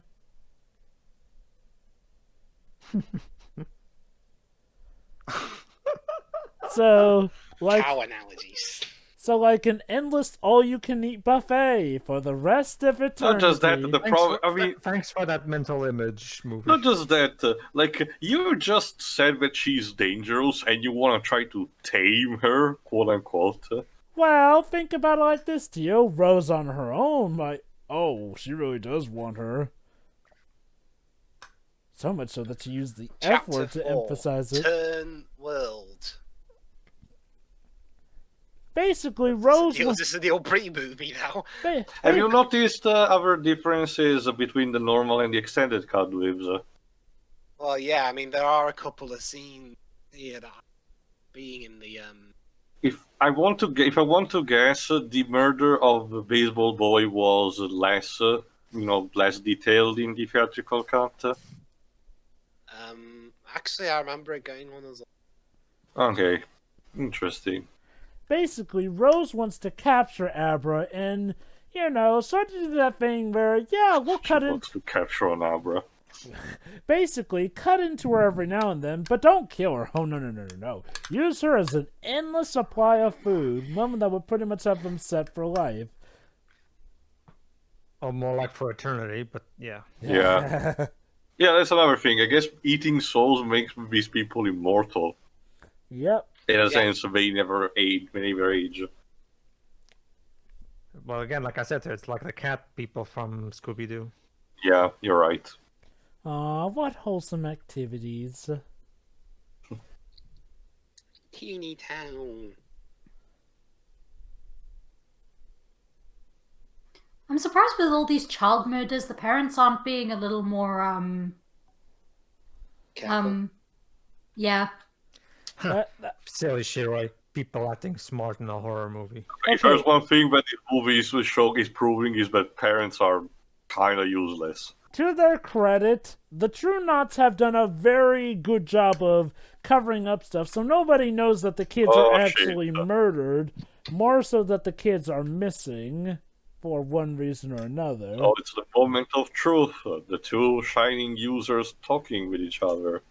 Also, I do have we're nearly halfway through this, and I do have one slight worry with this movie, is that the parents of the little girl aren't actually going to do anything or believe anything for real until near the end. Okay. Honestly, the vibe that I got is that they're not even useful towards the plot. They're just there to see what happens, I guess. To the movie's credit, Troy, the parents actually do believe her, seeing as how she literally did psychic stuff in front of them. They've managed to... Good job on working around that particular issue. Yeah, I know. They're just denying it. Or trying to deny it, I guess. Yeah. No. He's my uncle. That's the thing. They don't even deny it in the film from what we've seen. It seems like they believe her fine enough, especially when she told them that, they killed the boy. We see no scene of them ever doubting her. In fact, I wouldn't be surprised if they actually permitted her to go on this trip because they believe her. All right. Actually, yeah, I kind of do like that this movie, and by extension, the story, which from what I recall, well, the story didn't have any bouts of her parents doubting her either. So yeah, I'll just take that back for now then, because I guess it just wasn't very clear to me. So yeah. I'm not sure how much. Again, I haven't read the book. I'm guessing some stuff from the book was changed to fit with the movie. Oh yeah, I like guess. Considering both they had Stephen King's permission and everything, I do wonder if if it was still fine. I Well, think they had Kubrick's estate's blessing as well. to be How fair, did all the parties feel about the result? they all liked it. Stephen Oh. King said he liked this movie. The estate of Kubrick were fond of this movie, fine enough. Like I said, even though this movie was technically a bit of a, not so much a financial disaster, but a financial middling, it did eventually pay off on the on-demand streaming and home video market, so even Warner Brothers are content with this movie. It's pretty much one in, like Tio mentioned, the renaissance of Stephen King adaptations lately, which have been pretty good all around. Interesting thing about when King read the script, he's according to Wikipedia, apparently King felt that the elements of the Kubrick film that he disliked were redeemed for him in Doctor Sleep. So this movie kind of retroactively made him like Stanley Kubrick's The Shining. Well, I mean, I remember there was that. I don't know if it was the extended cut he watched, but there was that whole bit earlier with the dad. In the original movie, he was portrayed as always an insane creep, but here he had some good in him. It's just the Overlook didn't help. I am actually glad that occurred. Don't get me wrong, I like Kubrick's The Shining, but I won't deny that's an issue that even I had with the film, which Stephen King did actually do better in his own adaptation. That was like one thing among like a sea of problems, but Yeah, one thing compared to how Yeah. many problems did that have? Well, at least now we can say that we have a good sequel to a Kubrick movie. So there's that. Oh yeah, that was Oh, 2010, wasn't there? Yeah. I keep forgetting about that sequel. Me too. There's a good reason why you forget about it, Chova. Nobody remembers anymore. Even. Oh, And I guess oh, a good on-screen adaptation of a Stephen King novel. Well, there's been that's the thing, plenty. Shuri. Even back in the day, we had stuff like Misery, The Stand, Children of the Corn was actually At pretty least the good. first one. I made so. Oh god, the sequels. Why? Yeah, Go, because folks, go home. with Stephen King adaptations, they can go either way. Danny, what do you think she's been doing up until this point? The reason she's here is because she can't do that. Yeah. To be fair, I think Danny's just not really ready to, to. He probably doesn't feel like he can help the situation, so he's just escaping the problem he's supposed to resolve. Danny's kind of going through that, I've suffered enough, why, dear God, why me situation that, heroes who have been for a lot tend to go through when, it turns out there's a new danger after all these years come back to haunt you. Especially because he finds out that he wasn't, him and, and Doc were not the only ones with The Shining. Also, you'll be back. Oh, another Bugs Bunny cartoon. Also, what I understand, King's better at writing than script writing. Yeah. Again, though, Maximum Overdrive. Okay, look. If he maybe makes a career out of doing ironic movies like Maximum Overdrive, which I think he admitted he was high during the making of that movie. It would not be the first time because he was actually... Say the same about Dreamcatcher, Jova. Like, he wrote that story right after he had a car accident, and the story kind of starts with the character having a car accident, so... I thought that was Misery he wrote after the car accident. He potentially wrote it also around the same time. Now that's... Did Stephen King get kidnapped by a crazy lady? Alright, let's try again. Now get this, though. Cujo, he did write while he was high. He was so high that when the book was finally published, it was a surprise himself what happened when he actually read the book, because he didn't remember what he wrote while he was under the influence for that book. He didn't like proofread anything. Well, Like- sure, he did proofread it, but again, he was That's what high. editors are but called. he was Oh, hello still there. high. Oh, she's called Azzy. Yep, her name is Azriel. Yeah. Alright, whose turn is it now? Wait, the cat is? Yes, you're right. The cat's name is Azriel. Get it? Like the Angel of Death? Angel of Death, yeah. Haha, so clever. There's no one there. Except What- the what- dead. what? Is the room going to die? Oh, hello. Sir, the visitor's time is... Oh, wow.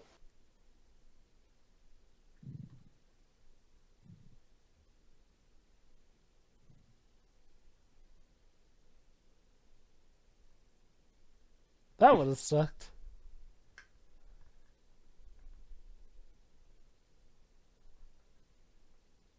Ha.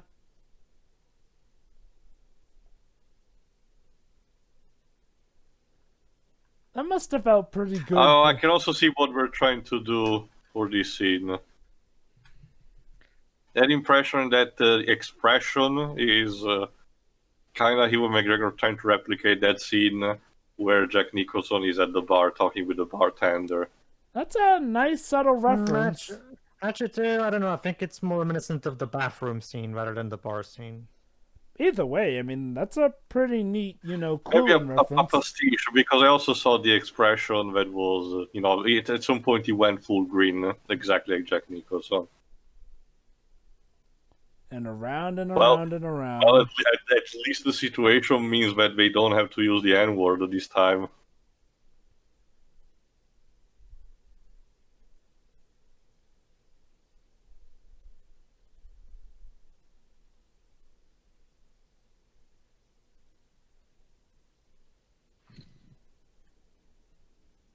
Damn. Basically, Danny got lucky that they never sniffed him out. Otherwise, well, let me put it like this. It might have been preferential to stay at the Overlook than to risk being caught by these guys. That's how bad it is. So it's your job to save the day.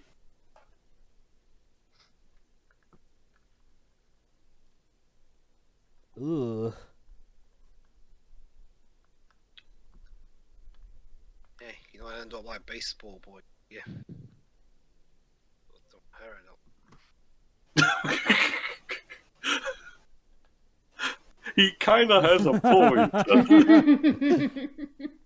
Look, Danny, sometimes destiny has this screwy way of choosing people.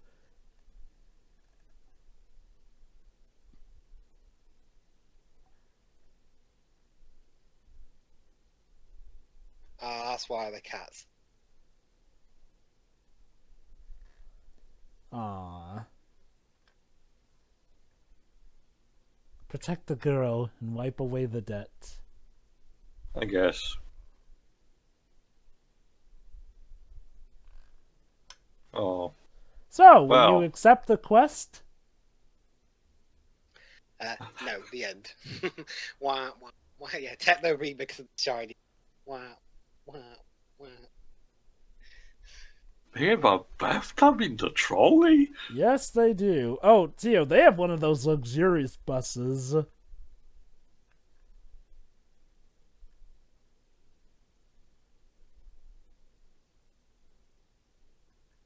Hmm?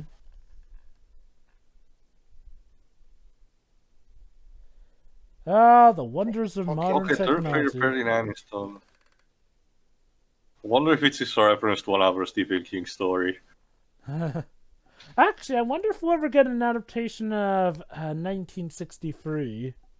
The one that was hinted first in the Langoliers. I know, right? It was hinted even before King actually wrote it. Yeah. No, the only thing that the connection that I found here is towards the Dark Tower is the fact that in the universe of the Dark Tower, people with superpowers sometimes do refer them as the Shining. So it's more of a coincidence more than anything. But otherwise, this world is not particularly connected to the Dark Tower.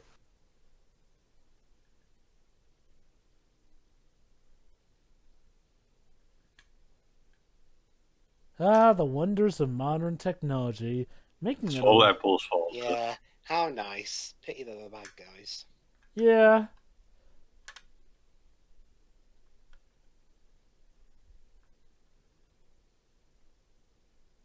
Oh, don't worry. I'll take very good care of her. You.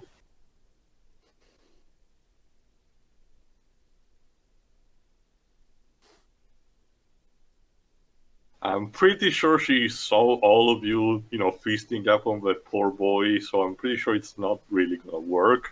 I think she's got a plan for that.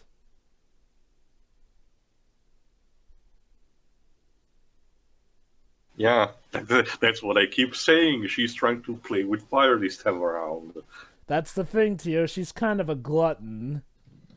Can see that.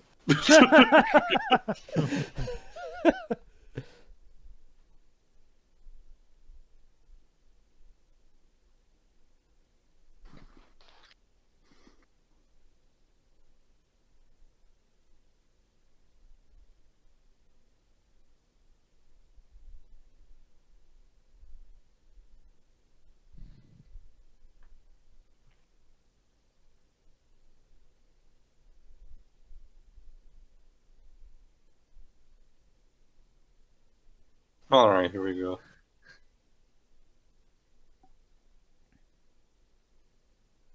Are you listening to the room sounds again?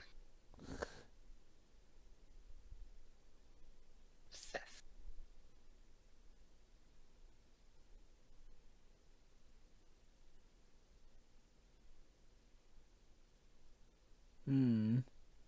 Oh, so she's actually asking Abra to use her psychic powers to see if Momo know will pull about- through. Oh. Aww. Okay, yeah, they definitely believe her then. That's Okay, nice. cool. Okay. They're more understanding, more in a sense that they just want to leave her space for now, at least. They don't know what to do about it, but they're at least, They're trying. Hey, handling it I'll take decently. that over all those parents who just blindly don't believe her, like she was Yeah, mentioned yeah. before. So now it's time for Operation. It's time for Abila to use astral projection. You Seriously, know, that's the Doctor Strange pose. you know, Alrighty then. you know, with how much the story is defying tropes, I wonder if Stephen King wrote Doctor Sleep with the idea to address a lot of criticisms of some cliches some of his stories were having. Yeah, for starters, no mention or actual position in Maine. That's actually a first. To Wow. be fair, okay, the Overlook Hotel was not in Maine as well, but you know what I mean. Yeah. Now I'm using the power of Google Maps to find Levitate. my target. That's some dank ass powers, girl. Hey, does anyone else see that actress flying in the sky? I feel like I've seen her in that one movie. Rebecca Ferguson is flying. Next, you're gonna tell me there are two boys in an old car flying, Bob. Well, that reminds me of that time I think I saw Daniel Radcliffe and Rupert Grint flying in a car. See, now I you're think that was the definitely point. jousting. Oh, what about that time when Robin Williams was in that car with Jodie Benson? Flying through the night sky. I thought Robin Williams was with Julia Roberts flying in a tent. That too. Seriously, what's with all these flying actors? Oh, Because flying is cool. also she's barefoot. It's okay, astral projection. She Yeah, won't yeah. feel any glass on her feet. Okay, I think the Newton brothers hate Gollum. It's like we just woke up and oh shit, we need to score this. Yeah. Oh, get 1980. That's the house number. Get it? Because that's the year The Shining came out. It's clever, just like in Watchmen, the room where the comedian gets killed has a number 300 on it. It's like that little festival in Pisana that happens every 42 years.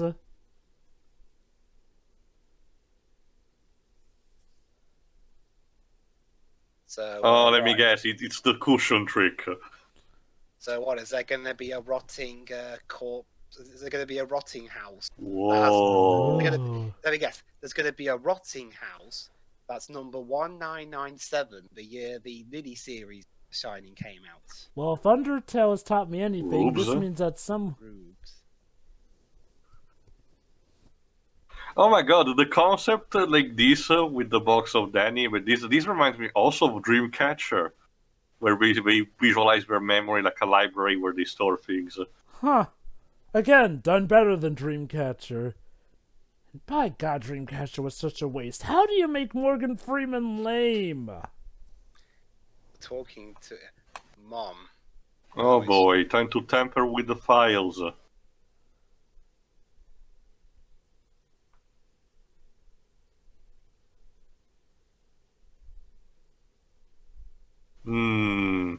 Hello, busted. Oh. Surprise. Oh, fuck. And now she's cosplaying as a Ruby character. Fuck. Oh, snap.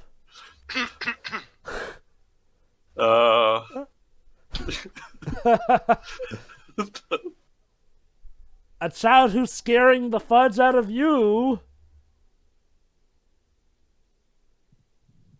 Okay, it's not every day you don't see understand. What's his character's name again, Dibs? Rose. the hat. You see, Rose. I have Oh, become and more now powerful she's than doing you that. can possibly imagine. And now she's doing that to her memory instead. Oh, and the form she's taking. Oh gosh. The form Abra's taking in this is apparently a character called Emerald from Ruby. So, Yeah, Emerald Sustral. So yeah, that's an interesting thing. Ruby saved her life. Wow. I wonder if Rooster Teeth just wants Warner Bros. To make an official Ruby movie at this point. I think Rooster Teeth's owned by Warner. Oh, it is? Really? Well, that makes sense then. Yeet! Oh, so Rooster Teeth.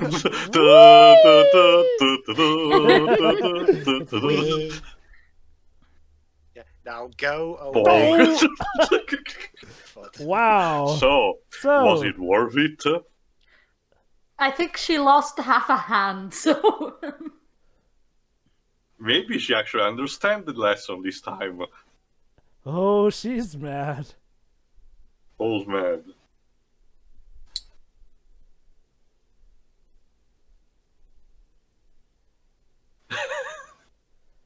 Ooh. Yeah, damage transfers into the real world. Yeah, she was stealing stuff from my mind, cosplaying as a character dumb kids show. So does this mean that red versus blue is technically canon now too? I'm trying to maybe. sleep.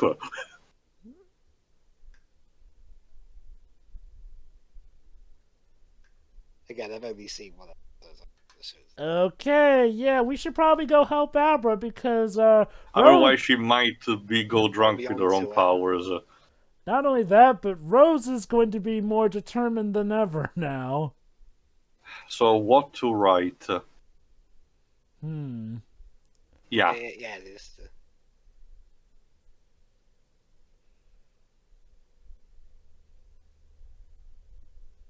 Whoop.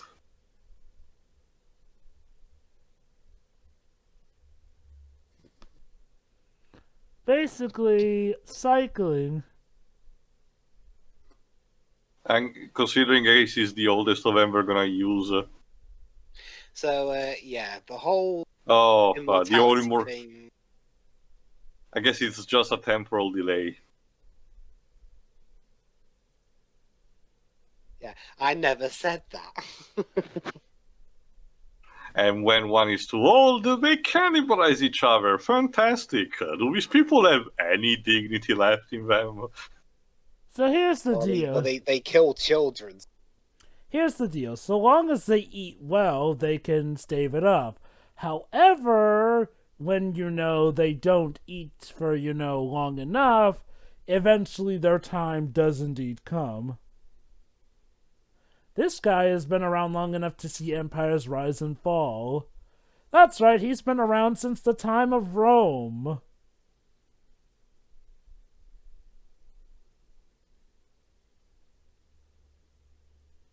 Oh, good to know.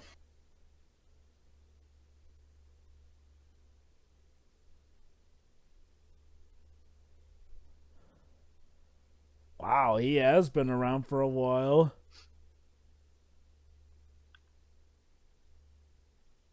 So they get immortality until they decide to eat you. Basically, again, because they haven't been getting as much consistent meals, it unfortunately came time for this guy's time to go. Also, I get the idea this is that something they do occasionally, not like as a standard practice. I also get the idea that the longer you live, kind of like of a drug, the more you need to consume to stay alive. Yeah. Ah. Oh shit.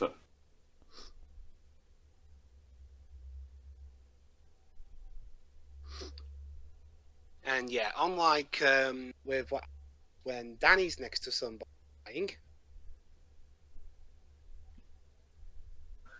Whoa. yeah. Well, at least it doesn't need him. Is that? Oh. Feast on him! I should stop talking, I think. It's like, okay, he's dead now. Time for dignity. Now and tip stuff. him. It's like that scene in Emperor's New Groove. Well, we murdered enough. Yeah. This has always been my thing and why I'm not into horror. Every time I see a thing that's supposed to be scary, I just laugh at it, personally. I think if I had to say, okay, we're more than halfway through, so I cannot judge still entirely, but if I had to say about this, I get it that we just couldn't because Kubrick is such a high step to, to actually go over it. That's what I'm saying. But what I'm saying is that so far this movie, it has disturbing imagery and some scary themes, but it's not super scary so far. Well, that's the thing too. I will even say that of many movies that a lot of people find horrifying and stuff. Like, for example, I don't find The Exorcist scary. For example, that scene with the possessed girl and the rotating head. I just find that funny to me. Horror just doesn't affect me. It seems. I guess I'm just immune to it. That is No, sort it's of... the same with me, especially within recent years, because this genre's been bled dry. It gets to a like, this point... is still like one of the better ones I've seen in a long time. Yeah. For people who frequent horror, like, Markiplier or something, yeah, horror likely is... Oh, there's the Overlook. Yeah, Amber, don't stop poking. There are some things you shouldn't do, especially when Danny's fucking driving. I think my issue is... But the comparison with the first, I mean, that the first build up the horror build up the tension in a very great way. This... I don't feel the tension a lot of times. Also, my God, the way the background moves in this shot, Jesus, who edited this? It's not even just that, too. Let me put it in a more simpler way, because like one of the big reasons why I genuinely find The Shining, the movie, I mean, work. Why I think it works is because of how restrained it feels compared to most horror films that I know of. There's not any, like, for example, you would never see a scene like the one we just saw of them feasting on that thing in such a goofy way in a Kubrick movie, because Kubrick is very restrained about that kind of stuff. Like The Shining was very methodical and made sure to keep itself as restrained as possible, even when it was being intense, and even in the climax, it wasn't quite as over the top as you'd expect. This movie, don't get me wrong, this movie is good. It's just that some of the stuff that you see here, again, keep in mind I haven't read the book, so I don't know. The Shining book, I mean, or neither Doctor Sleep. But this is something. But remember, Drips told me that this is also trying to be a sequel to the movies, so that's all I can judge it as. Like some of the stuff that this movie does, The Shining would never do. That's one of but not that it's a bad thing for it to do on its own merits. It's just that Debs told me that this is trying to be a sequel to The Shining, and it does miss some of the restraint that the original film had, for me at least. Although I'd argue, I wouldn't. Although I'd argue against the restraint bit, considering those literally a scene came rushing out later. That wasn't too bad. Anyway, my personal stance on this is that as a horror movie goes, I feel like this movie does work its terror up well enough. It just depends on what scares certain people. This one taps into a lot of adult fears, for starters, like the thought of, hey, your kid walking home alone, and then, suddenly becoming an all-you-can-eat buffet for a bunch of unsavory fellows here and there. Or the tension here and there was definitely. I love how the landlord is just rolling with this very awkwardly. Okay, Like, what the fuck is he talking about? Now.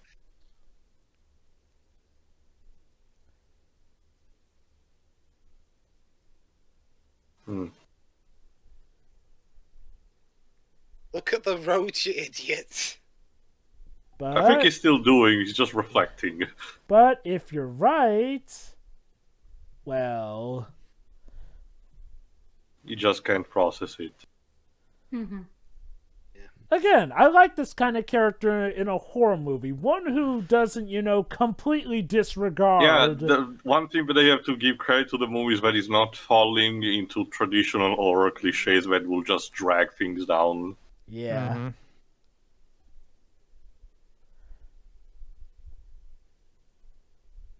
Yeah, you probably don't want to see the corpse.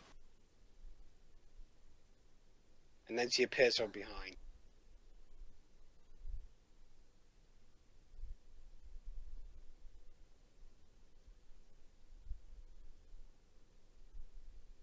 And the police officer comes. Like, Do you "Hey, have a good hole-digging motivational song, Jova? Wait. Dig you a mean hole, a dig a song? hole. Dig a hole, dig a hole. I am a dwarf and I'm digging. They're not a dwarves, hole. Jova. Otherwise, I wouldn't mention it myself. Well, the digging a hole part stands.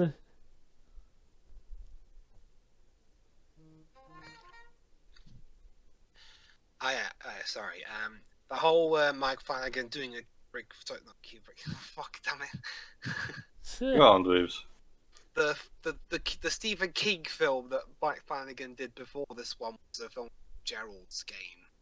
Oh, Oh, that's okay. a Stephen King story. Yeah, and apparently that's that's what got him the job. So. like the surprising Jova surprise. There are some Stephen King adaptations, but you just know out of nowhere, like The Green Mile or Heart in Atlantis. But then there are some of the lesser known ones. Yeah, Stephen King has done quite a variety. Being a prolific author means that and more. Ooh.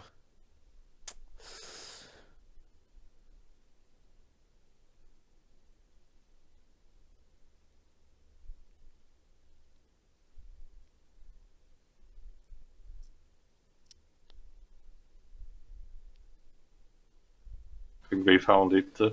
Yeah. Mm-hmm. Hmm.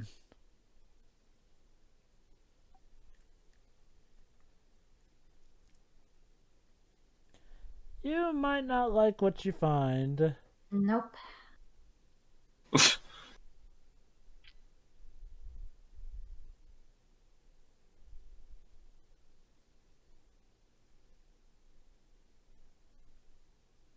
Well, what did you expect you were gonna see? And vomit.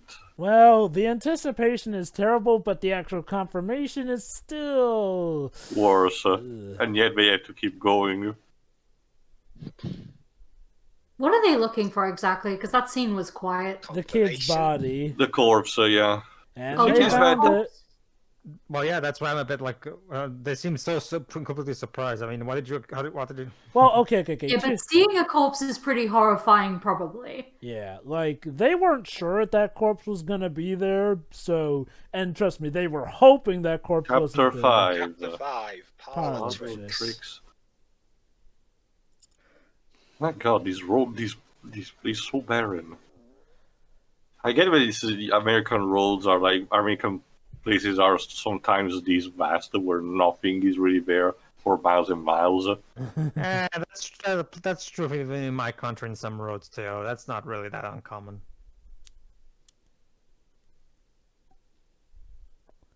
Yeah. Especially because we're in a deserted area right now. Mm-hmm. So basically, Danny's like, yeah, Rose, none of that, we gotta keep your parents safe stuff. No, tell them straight so they'll know what to do.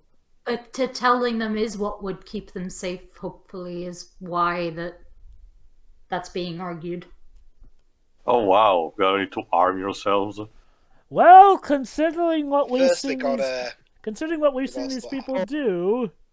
Well, okay, how about this? Okay, so we know that they're long enough thanks to the steam. Okay, cool. But they can they still be killed by weapons? If I had to Yes. guess, they can be injured as showcased by the astral projection thing.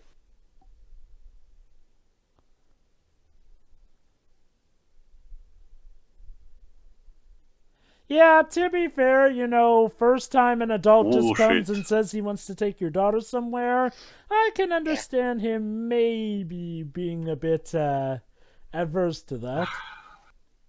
There. I showed you the whole 1 hour 55 minutes before. But why did you have to show me the Warner Brothers logo? Warner Brothers? Oh yeah, whatever.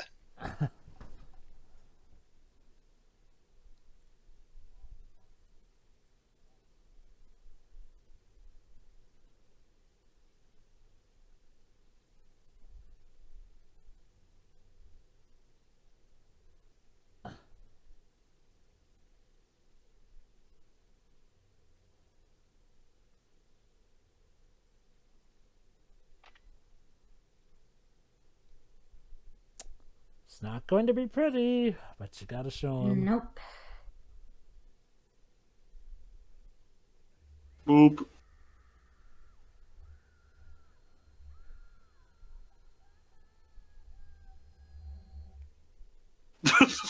Yeah, that's... I'm with you, brother. Honestly, that's a perfectly reasonable reaction. All Yeah. things considered. I'm surprised it's not spilling over the top. Or just attaching himself to the bottle. Yeah.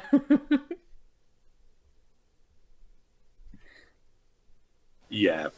Yep.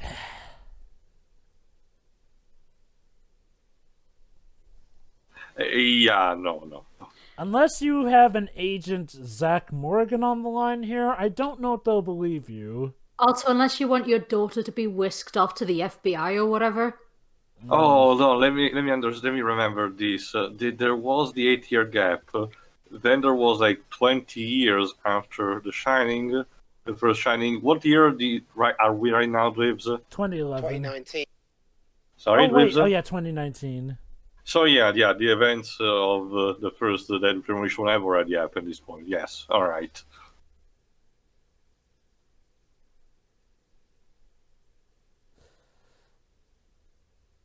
His baseball glove to get Number some 19, memories yeah. off of.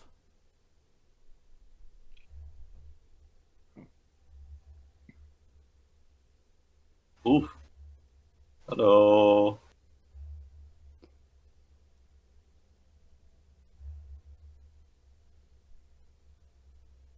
So she can try and get a view of who to look out for. Or potentially seeing the plate of one of the vehicles, I guess.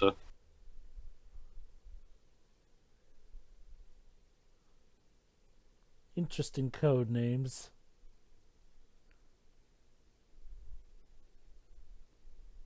I think she's in our vehicle. Yeah, she's in the trolley on their own. All right, let's have a look.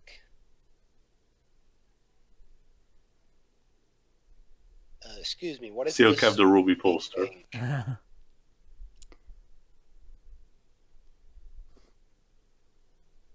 Didn't they also see the house number, though? I think she Or was that saw a it. different house? I think Rose did, and they're on their way.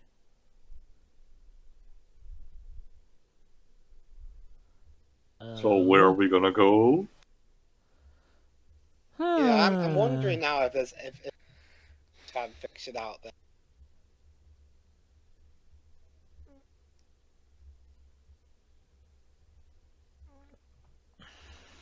I wonder where could they be going. Echo.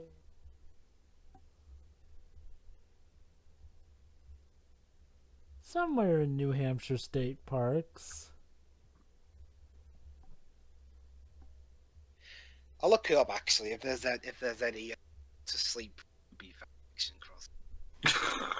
Would not surprise me. Dread to think of it.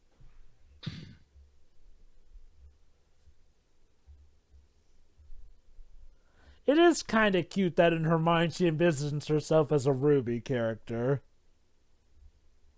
Ultimate OC, do not steal. This is secretly the Ruby cinema.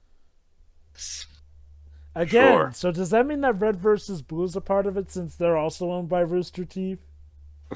I guess. Maybe. And that show was big enough to actually be on Netflix for some time. Don't worry, Microsoft were okay with that.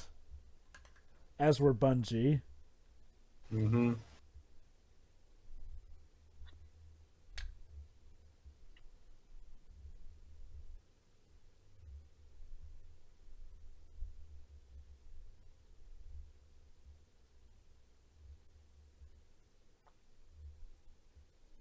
She's just sitting there. Doing nothing. He has a gun.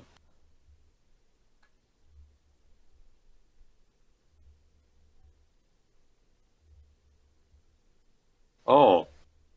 We're going to try and handle this medically. We're here to protect you from the bad people.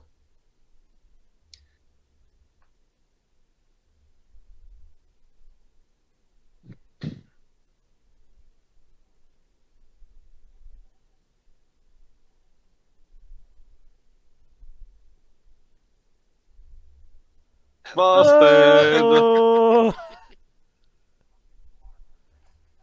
Boop. And we have the title of the chapter. It's a trap.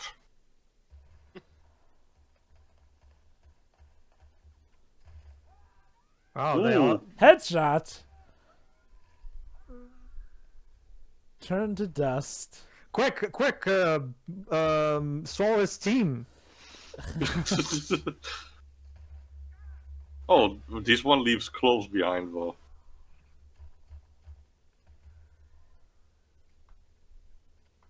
Fucking campers. Ooh. She I love how never the usage even of The left. Shining now is basically kind of like what Little Girl does in The Langoliers. And she does that while she's on the brink of death, too. It's a good thing that Danny and the other guy are very good with guns. To be fair, the landlord did mention that he was good at hunting deers, but Danny, yeah, I agree. I don't remember if it was established in the movie that he had experience with firearm. I mean, it is a possibility, so... Okay, that takes care of a good Well, portion of them. we still have 1 hour of movie left, so this can't be the end. Well, that's the thing, Pedro. We didn't get all of them. Yeah, and Only our actual main villain is still alive. Rose. And not to mention the blonde girl that got recruited is still also alive. She got only injured. Also, I think Crow Daddy's still alive, too. No, he got that shot at Jova. Oops, jammed. Oh, dear. Don't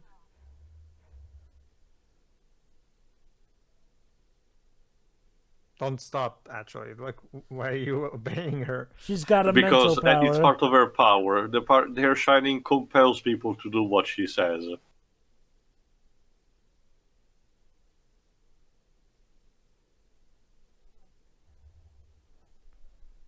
How about no? Oh.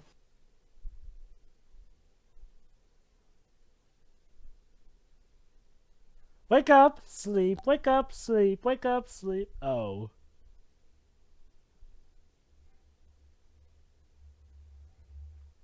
Yeah, a classic shot Hollywood thing, yeah. Okay, body shots do not count. Aim for the head.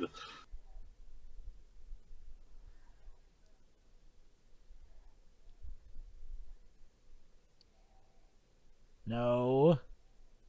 Oh no. Oh shit. Well, crap. Yeah. With my last breath, I'm not. Well, sorry. For hate's sake, I spilled my last breath at V.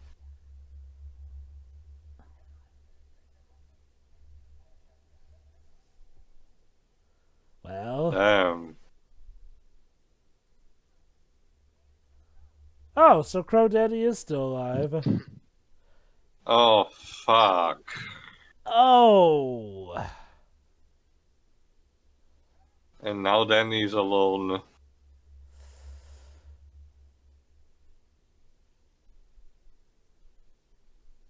True, there's the father.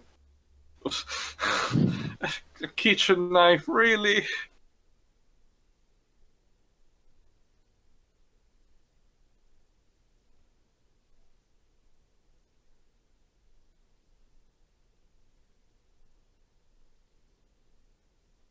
Who's it? I think that's what they call normal folk. Okay. Oh.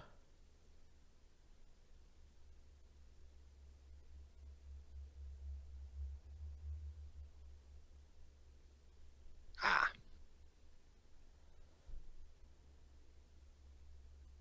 I'm not really sure I want to know what he did to him.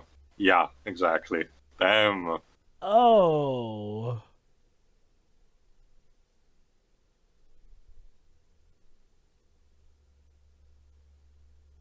Well, Jova, at least the black guy was not the first to die in a Stephen King story.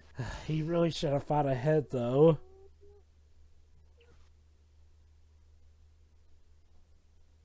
Safety first.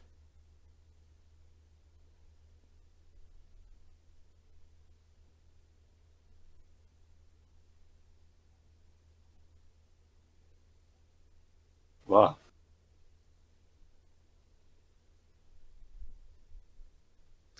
Great.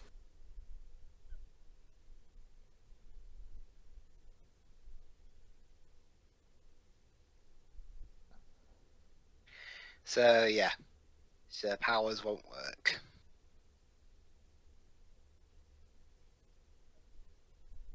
Good people.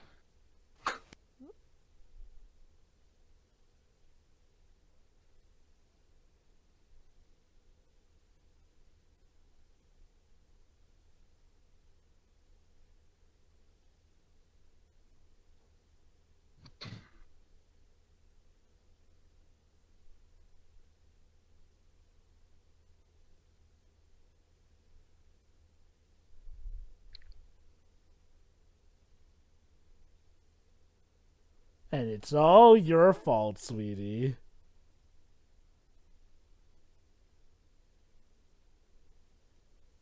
To be fair, at least it will be less effective. Gotta look at the positives.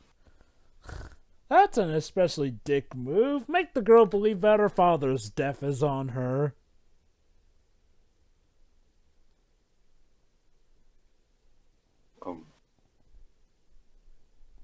So, Benny, how you gonna get out of this situation? Oh, what I miss? The dad's The- dead. Yeah, sure. You missed Oh. a couple of important deaths. Actually, most of the cult is dead. The landlord, Billy, is dead. The father of Abra is dead.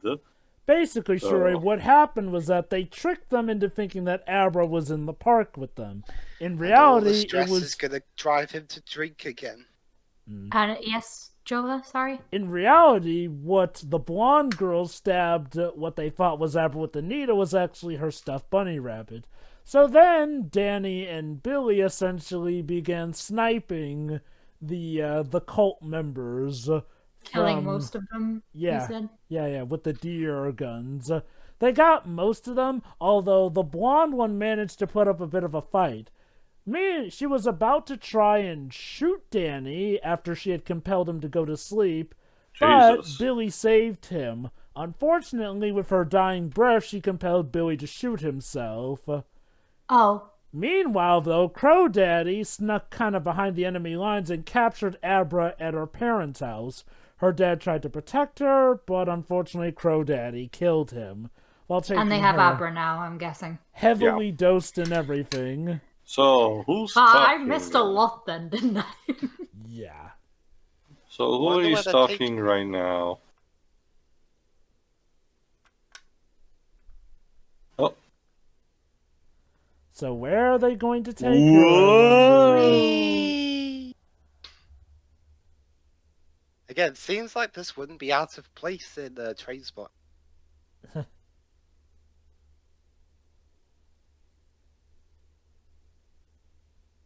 By the way, Sherry, for extra giggles, Crow Daddy is pretty much placing all the blame for every death on her, making her feel like it's her fault that her dad got stabbed to death. Well, I mean, he is a bad guy. Yeah. Yeah, I kind of expect that. It's an extra dick move to do that to a girl, though. A kid of Considering anything. what else they've done to children, this is actually pretty tame.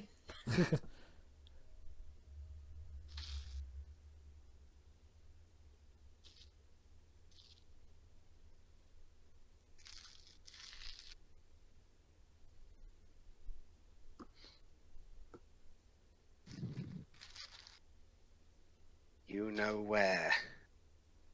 The place.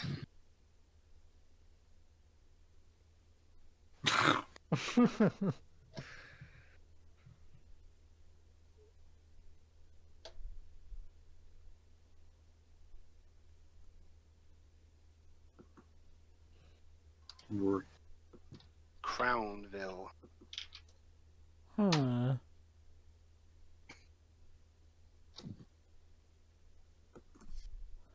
Yep, Danny's speaking through her. He's using the mind melding from Vulcan mind melding technique.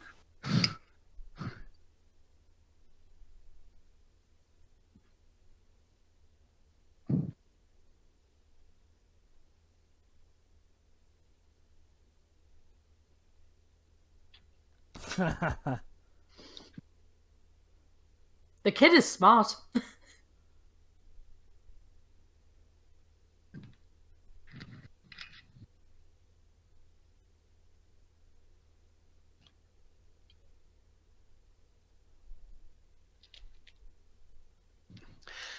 Yeah, interesting thing here. She's a young actor. She has to pretend she's Ewan McGregor.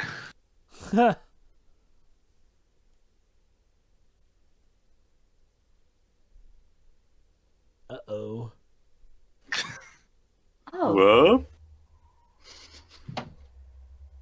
Oh, fuck. Oh! No. Ding. So the moral of the story: Wear your Wear- seatbelts for wear your fuck's bloody sake. seatbelt. So here's your message for this movie. This was a PSA movie all along. Yeah, there's There's a lot of stranger danger, always wear your seatbelts. Yeah. What else is Strange- there?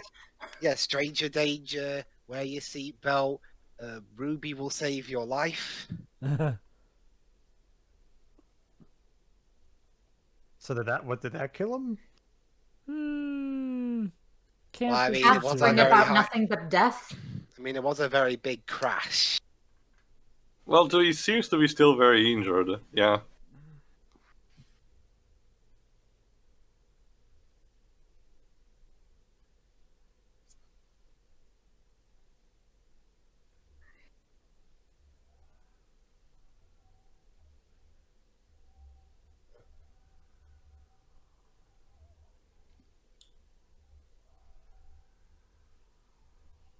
Jesus.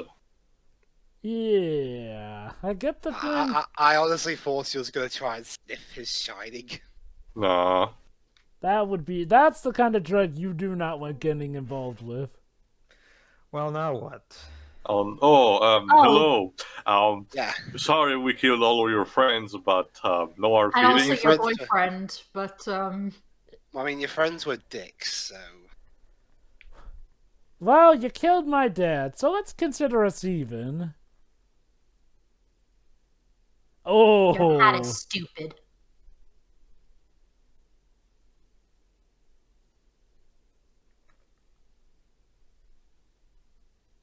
not even saying a word. Oh. Yeah, fuck you, ghost. I'm gonna walk right. Okay, now the kid gloves come off. Yeah, I'm pretty sure she's gonna sniff the shit out of her reserve just to get more powerful.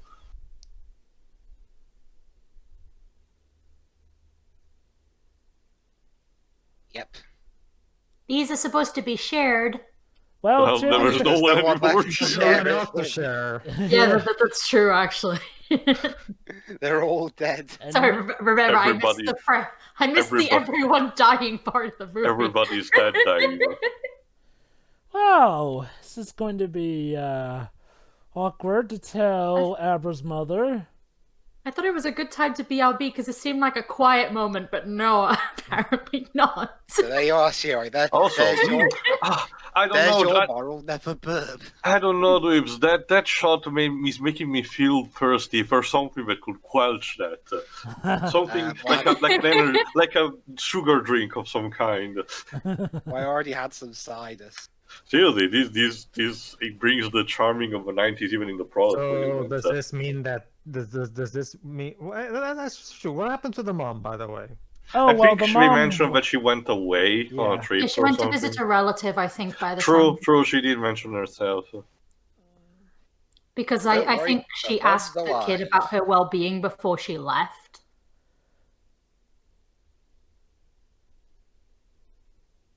So where are we gonna go? somewhere in Colorado.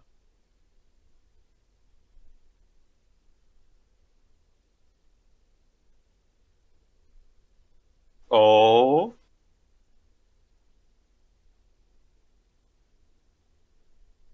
Oh, The it's fan very service place. hungry. I mean, again, gotta give the movie credit. So far, it has been very gentle with the pandering. Yeah. Honestly, again, the trailers might have led some people to believe that they were going to rely solely on stuff like the Overlook Hotel, but no, actually, not that It much. takes us 2.25 Yeah, hours this is to actually get there. this is very reminiscent of an MGS4 where they're suddenly saying, "Hey guys, we need to go back there." Where? To Shadow Moses. Moses. Yeah. The trailers sound like they're probably deliberately misleading. Pretty Yeah, much. just to attract the more casual audience. Hmm. This is okay. I don't normally like that kind of tactic, but given how that's not what the movie was actually like, I guess I can consider it one of the more noble endeavors of. Yeah, that's Oh, why I'm not hey! complaining about it, because I don't like it either. Oh, hey, So- look, it's the Jerry Bruckheimer. Logo. Okay. It's missing the tree, Drover. Also, you're not going fast enough. All right, we have to explain the dead body. Dad died. Yeah.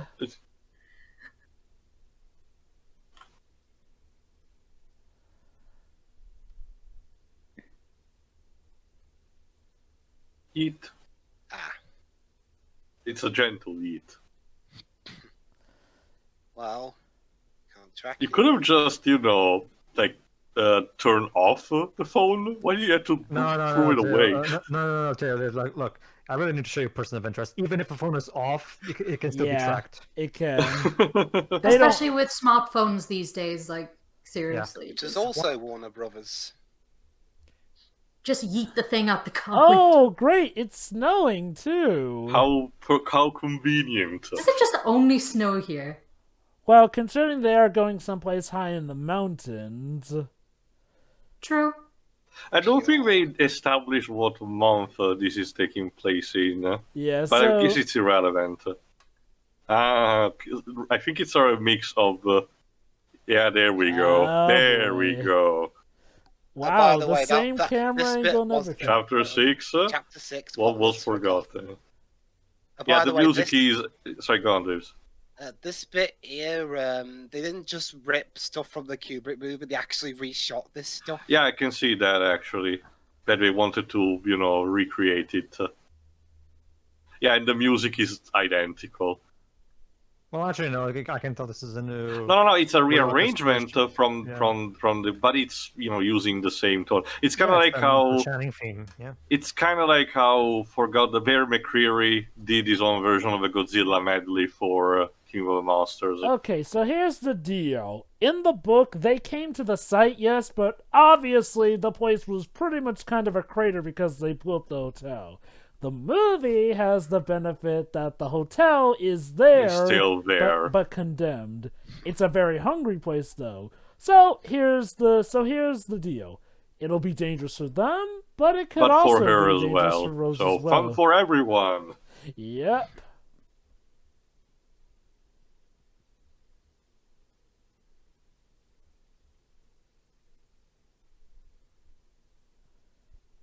Yeah.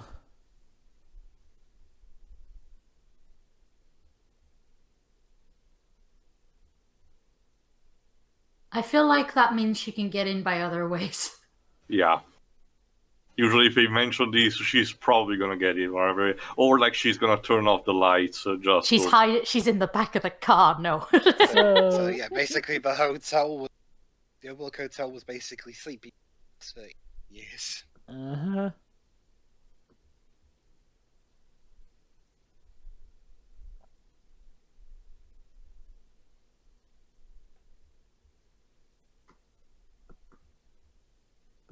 So, Danny, red rum?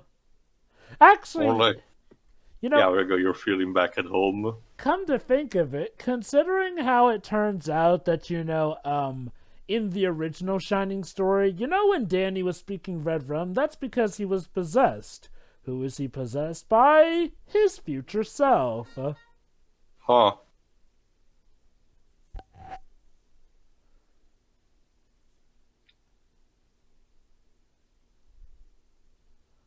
Hello, Danny. We missed you. Welcome Of course back. you did.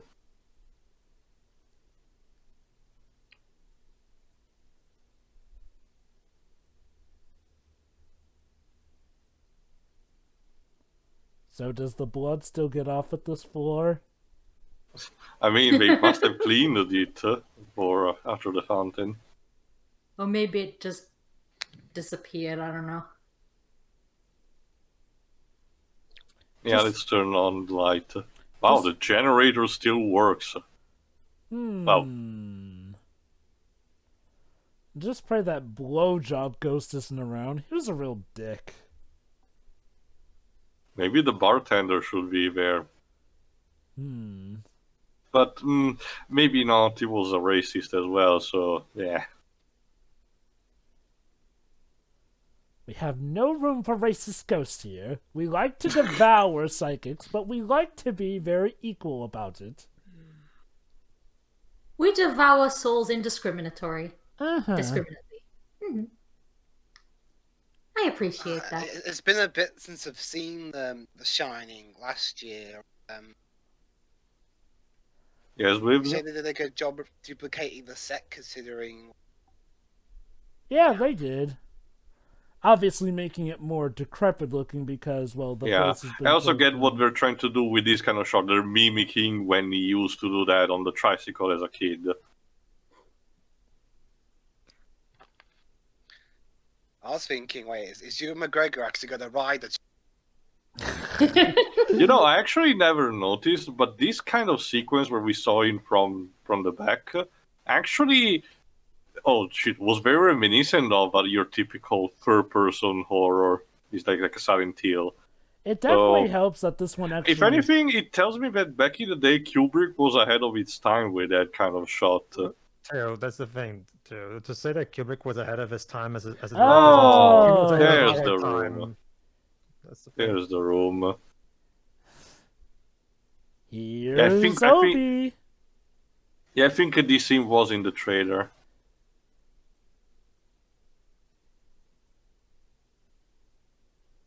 Hey, Danny, want to go to the bathroom where you slid out before your dad chased you down for cold blood? Heck yeah.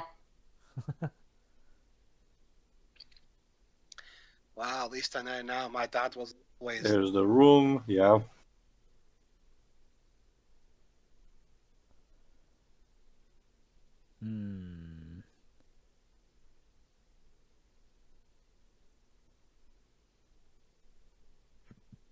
I actually wonder how they managed to replicate the... Yeah, this was in the trailer. Yeah. I wonder how they managed to replicate the door scene. Did Mike Flanagan get it? Oh. There's the footage. Huh. I wonder if Mike Flanagan actually got an Here's Danny. and cut the door down himself. Yeah, it's funny how they have that scene. It almost makes you think that Ian McGregor's gonna be the one busting through the door. So we're gonna get to see also the photo. Not by the hair of your chinny chim chim. Yeah, No, because... I really actually do like the scene where it's slow dramatic build up and the subtle stuff. And like the there's no cameras do. talking, like it's just the visuals doing the job. Well, Yeah. yeah, this is they're intentionally harking back to the way Kubrick directed the original film. Pretty well done, honestly. It's nice also that they're not being very heavy-handed with the fact that this is, the fan service chapter. Pretty much. Mhm. It's nice. Although you can see the transition as if we're stepping a completely different movie potentially. I wouldn't say completely different. The movie has had some of its low pace here and there too, but yeah, this is as we call the money seed. Mm-hmm. Hey, Danny, So- care for a drink? They don't do No. that shit anymore. So Dwebs, was the movie actually at least nominated or won any award? No, I don't mean just the Oscars, any kind of award. It won a Fangoria chainsaw. Oh boy.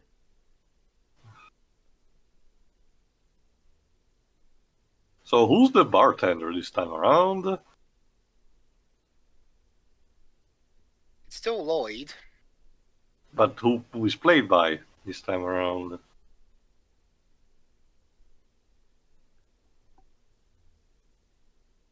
Henry Thomas.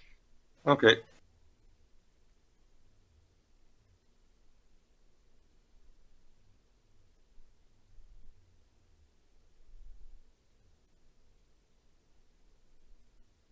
Whiskey is a little burny, yes.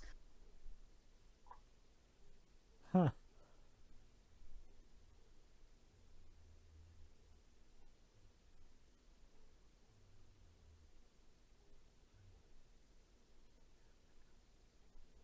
Remember, he has a lot of them put in his lockboxes. And he's basically tried to look like his dad just to fuck with him. Wow. Okay, yeah, this is definitely Mike Flanagan doing a Kubrick impression. Pretty much.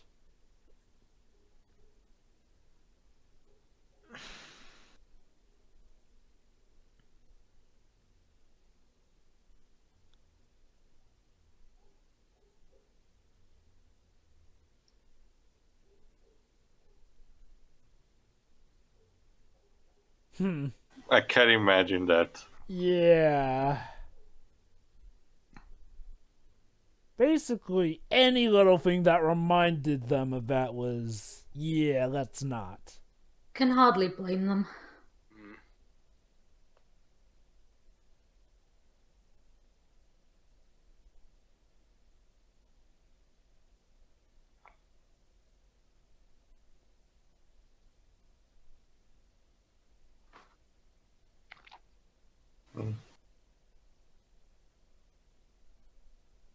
Because you saw him in you?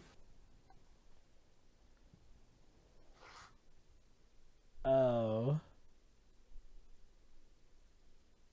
Oh. Oh man, in terms of, Jack Nicholson lookalikes, this guy is not bad.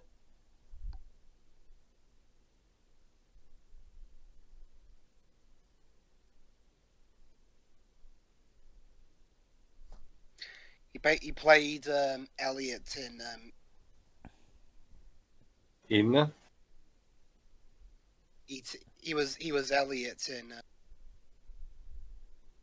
In a movie. Yeah. Yeah, you keep cutting out when you tried to say the movie, Dwifts. he was Elliot in E.T.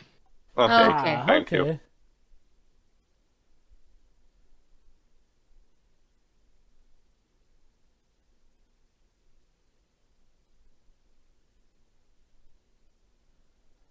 Yeah, the Overlook incident messed them up in more ways than one. Okay, there is the fact that a couple of these stuff is talked over, and especially the death of, Danny's mother is happened off screen. I think, in a way, this... But I was about to mention, I think if they bother to show it, the movie would have just, have dragged a bit too much. And this movie is already long as it is, this director's cut now. I think this works because, in a way, describing it does sort of show his pain. Like, sure, yeah, maybe we could have gotten a scene of it happening, but this is one of those cases where I do feel like the weight behind it is somewhat better shown by seeing his reaction to it, And again, the story is more about Danny as opposed to it is about him and his mom. That said, if there's one thing I do hope this movie replicates, it is what they're going to do with the ghost of his dad. Drink takes a man.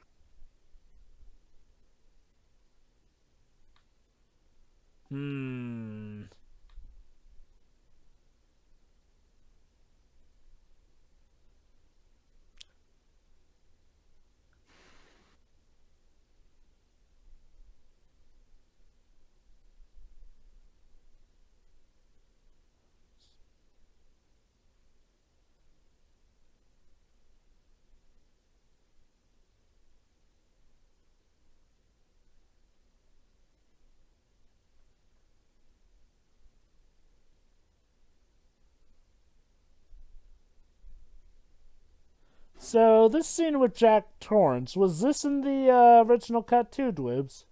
Now remember, Yes, but remember, it's not Jack, it's Yeah, bartender. Lloyd. not to mention, remember, the hotel had been destroyed at that point, so it's not identical. Yeah, he's just doing the stuff off with him. Pretty much. Yeah. Wait, are we referencing the Langoliers? Maybe. They are. Mouse that eat through time, yes. It is the Langoliers. Well, Well, maybe that it's a that shared place universe. where they buried the baseball guy, apparently that reference Dark Tower. Oh, it is? It It's makes the Stephen King universe too. yeah. True. I just didn't know how much it was connected. Maybe they're setting up Whoa. for. Oh.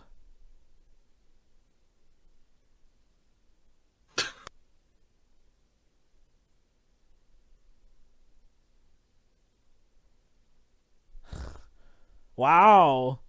The bathroom. A looks- bathroom scene, there we go.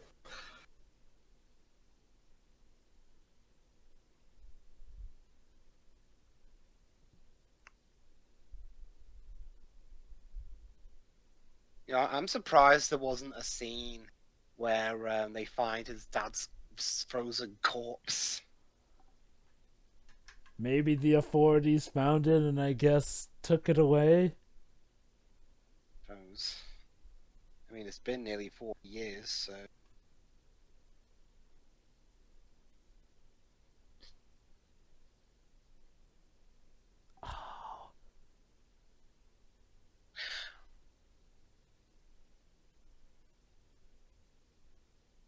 Huh.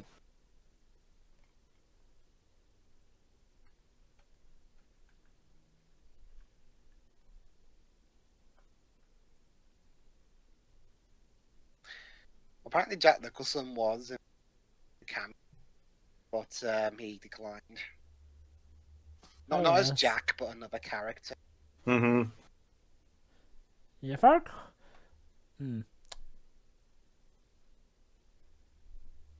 Also, other actors they had in mind to be a Nicholson lookalike Uh-huh.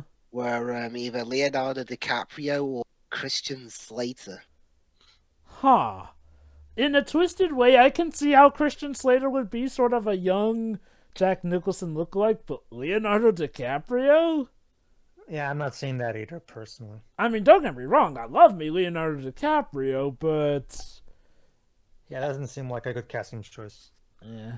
I'd say that this Thankfully, one they wor- didn't make that choice. I think this one worked out pretty well. Mm-hmm.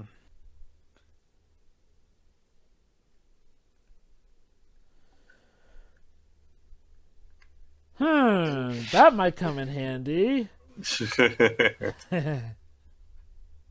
There she is. Alright, it's time for the final boss. No more Mrs. Nice Rose.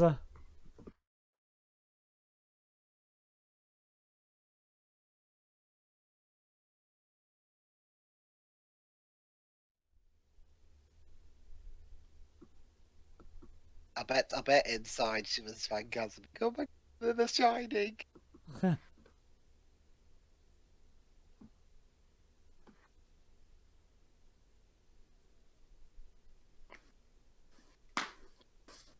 Sorry.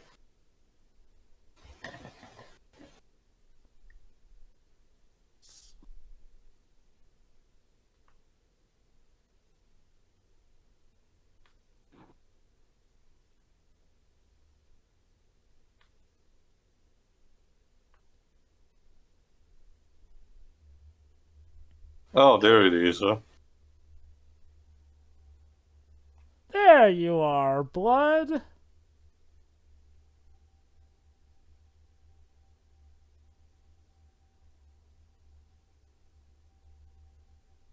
Yeah, she's probably unamused by this. Aw, the blood trick usually scares visitors. Well, they were not Shining users, so...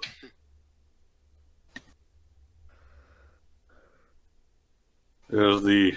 There you go. Oh, still with the typewriter there.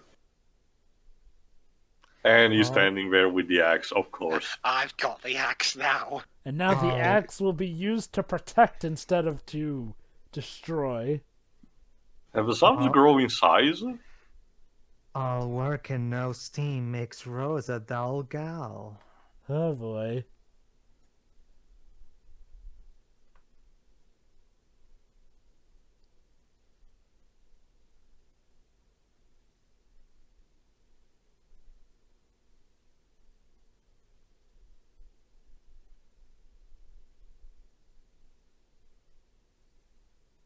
It's like that scene in Wirmageddon where Gideon is like, "Oh, hello, Wendy. We formally met."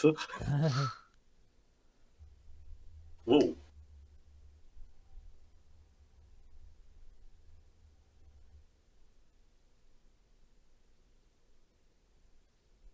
Now you're in my brain. Well, he's like Adam around Street. Welcome to my Oh world, bitch. boy. Oh, The By the way- maze. All right, in order to get out of the maze, you need to find my dead daddy. Think you can do that? We already moved the corpse. Oh, it's okay. Maybe he's Well, I there guess I'll be somewhere. stuck there forever then, won't you? This is a bit of a reference to how in the original Signing book there was something a bit more mystical about the maze, about it constantly shifting. So this is a neat reference to that. All right, let's. Jack can find his way out of the maze. See if you can, lady. Knowing her, she's probably gonna use a cheat of using her own powers to blast through the. She's gonna use the She's gonna use footprint. The footprints.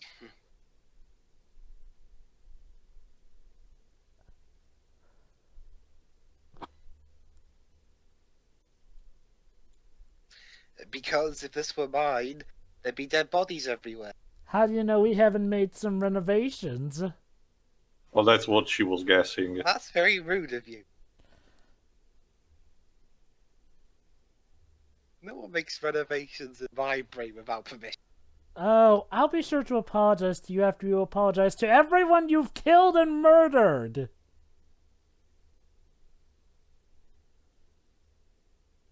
Hi.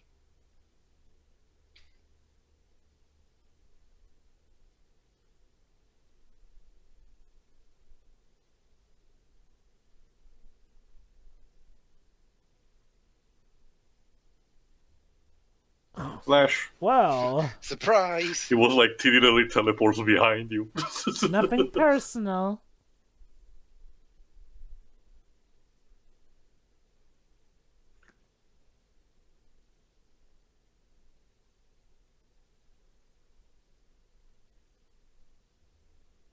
So You, Come you on, and I, twice. It's you, something maybe you you're should running out stop of. talking. Yeah. you and I are not so different. Yeah. except your knees have been busted.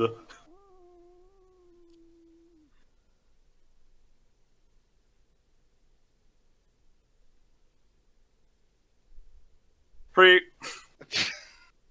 Why don't you just, Are you gonna like pay attention or something? Uh-oh. I mean, it's like what the Spaceballs. Oh man, you fall for the oldest trick in the book. What is wrong with you, man? The Come old on. running up to you, slashing the back of your knee trick. Common. Like you For must 3 hear her times. running behind you in the snow, for goodness Oh. sake. Well, it took 4 times, Time but she to learned. charm. Well, we did ask her to do something.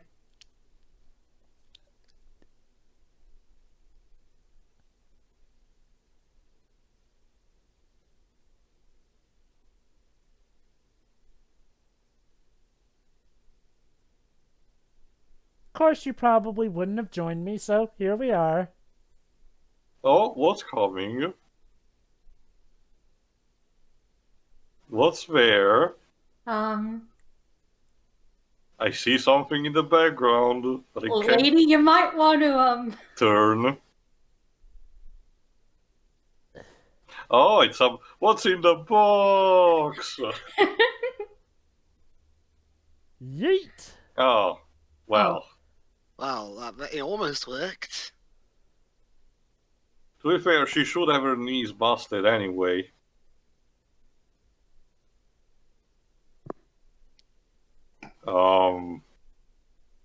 Was the dramatic stripping necessary? Oh boy. Hey, it's warm. Hey, it's boiling in here. I guess. And considering how much steam she's sensing off of him, that probably just heated her up.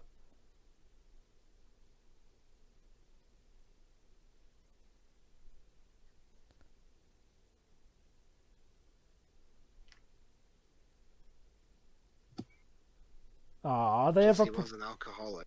Well, apparently they have a preference for kids.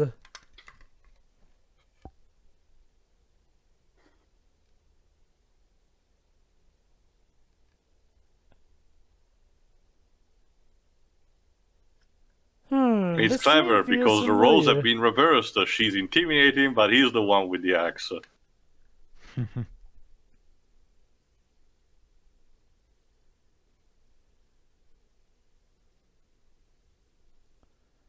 He doesn't drink. All it takes is having to devour some people. It's not that bad. Yeah, just because she's the last. Sequel baiting, potentially. I mean, she's the last. Unfortunately, to the sequel. Sorry. Oh, it actually worked. Yeah, I didn't expect. Ow! Right in the school jewels. Oh yeah, Pedro, do you remember that scene where Shelley Duvall took the axe from Jack and bashed him in the balls with it? Okay, want the balls. It's not it was even the bashing thigh. waves, it just she literally stabbed it. Oh, okay, it was the leg. Right, okay. There was the leg. Ow! Oof. Yeah, she's going to just make sure he dies, just to be safe.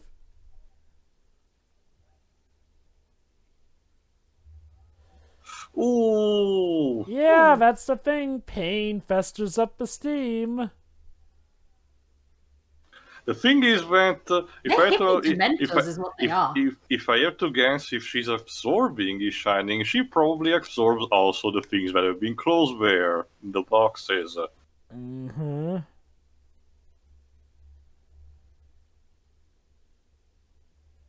Oh, there we go. There's the footage.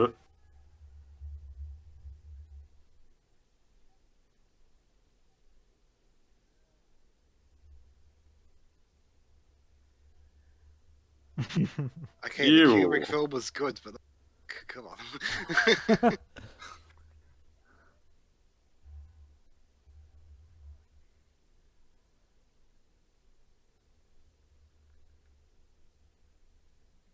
Yep. Do you really want to see what he's hiding in there? It's not a good idea.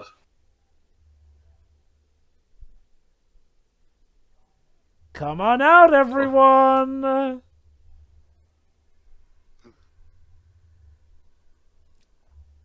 The ghosts from the Overlook. Ooh.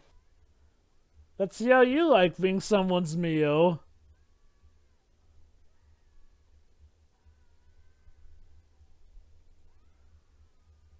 Oh, look, even the twins are there.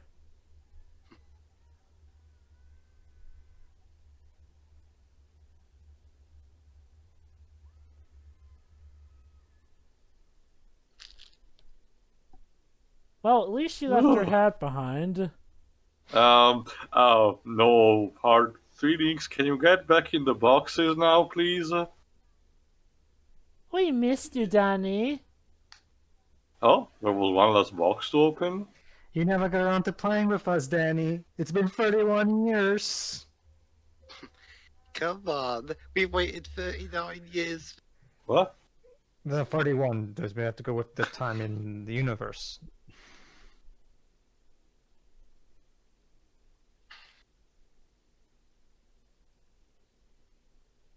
Now remember that after the 2011 Right, hit, 11 skipped 11 years. 11 years, Yeah. sorry. You're right. Yeah. Oh, there they are. Hi.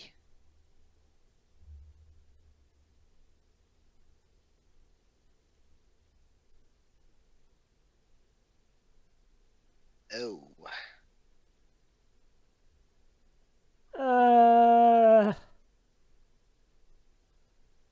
Oh no. Oh shit. Like father, like son. The Yeah. cycle is not being broken. That's sad. Which is okay. I'll share to you what happens in the book, but I'll wait to see what happens here.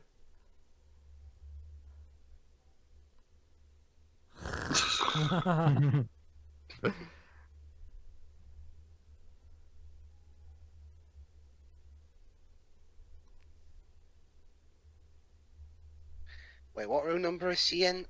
Number 237. That room. Just don't go into the bathroom, sweetie.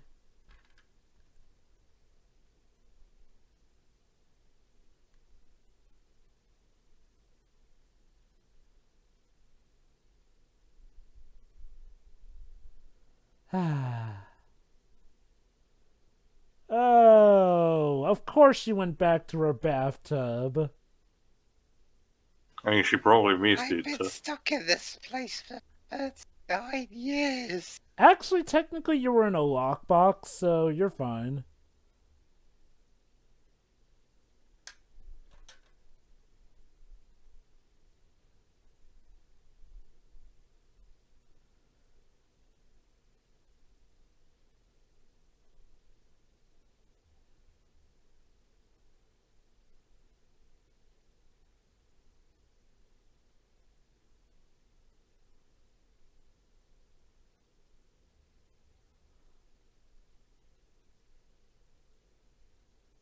Huh.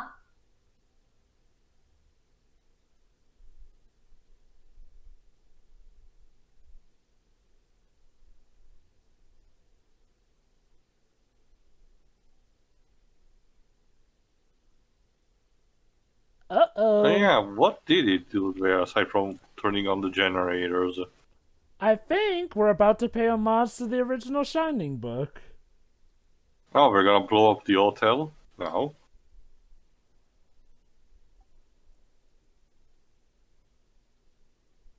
Hmm. Yeah, come on, man, put the axe down.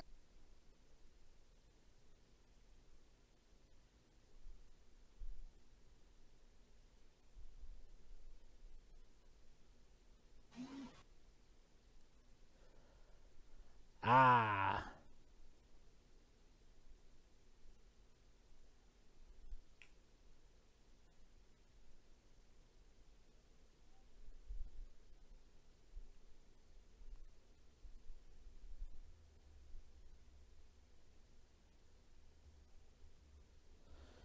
Wow, definitely. That axe was heavy. This is an homage to how the original Shining book went.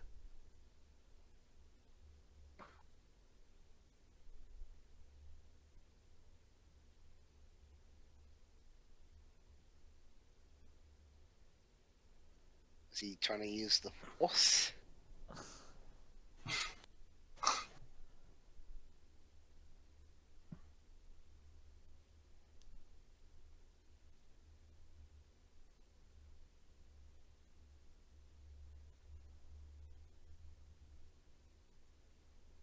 Come on, Danny.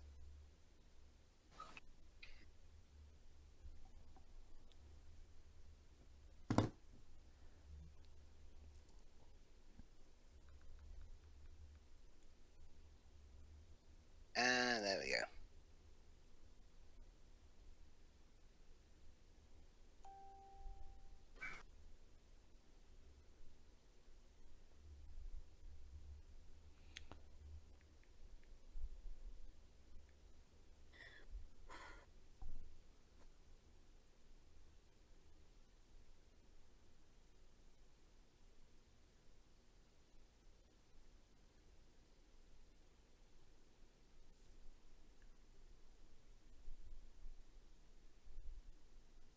I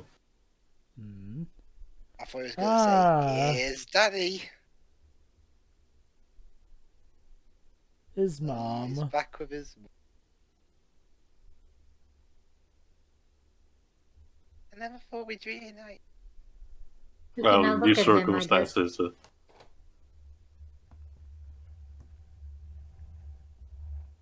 Oh, There we are, just like in the book, The Shining. Hotel's burning. it's a shame that Danny had to die for this. That's a thing. In the book, he actually didn't die. Weirdly enough. I can't start to guess why that happened, but I want the movie to be over first. I'll explain more later. And with that, pretty much the ground is now purified.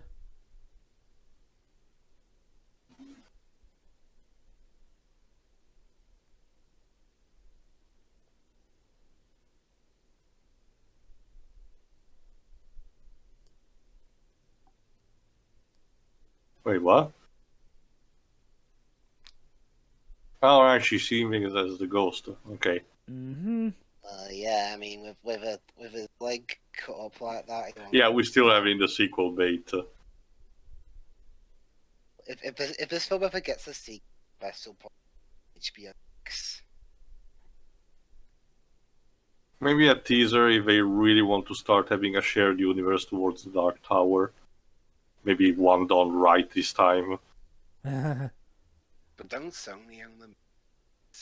That's part of the problem too. Actually, I forgot, Waves.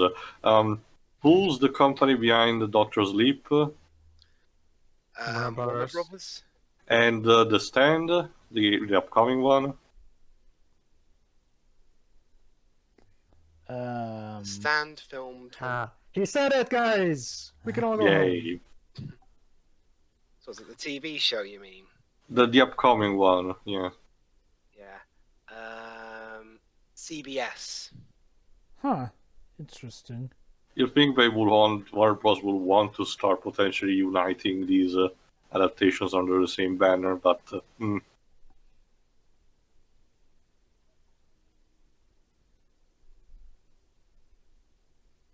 Well, his Ghost.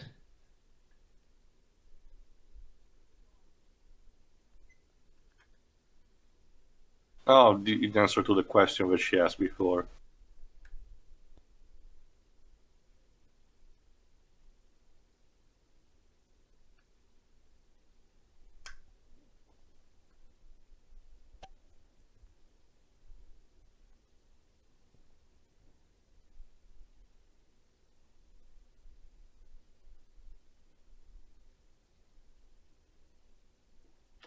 Sure. I think I forgot something.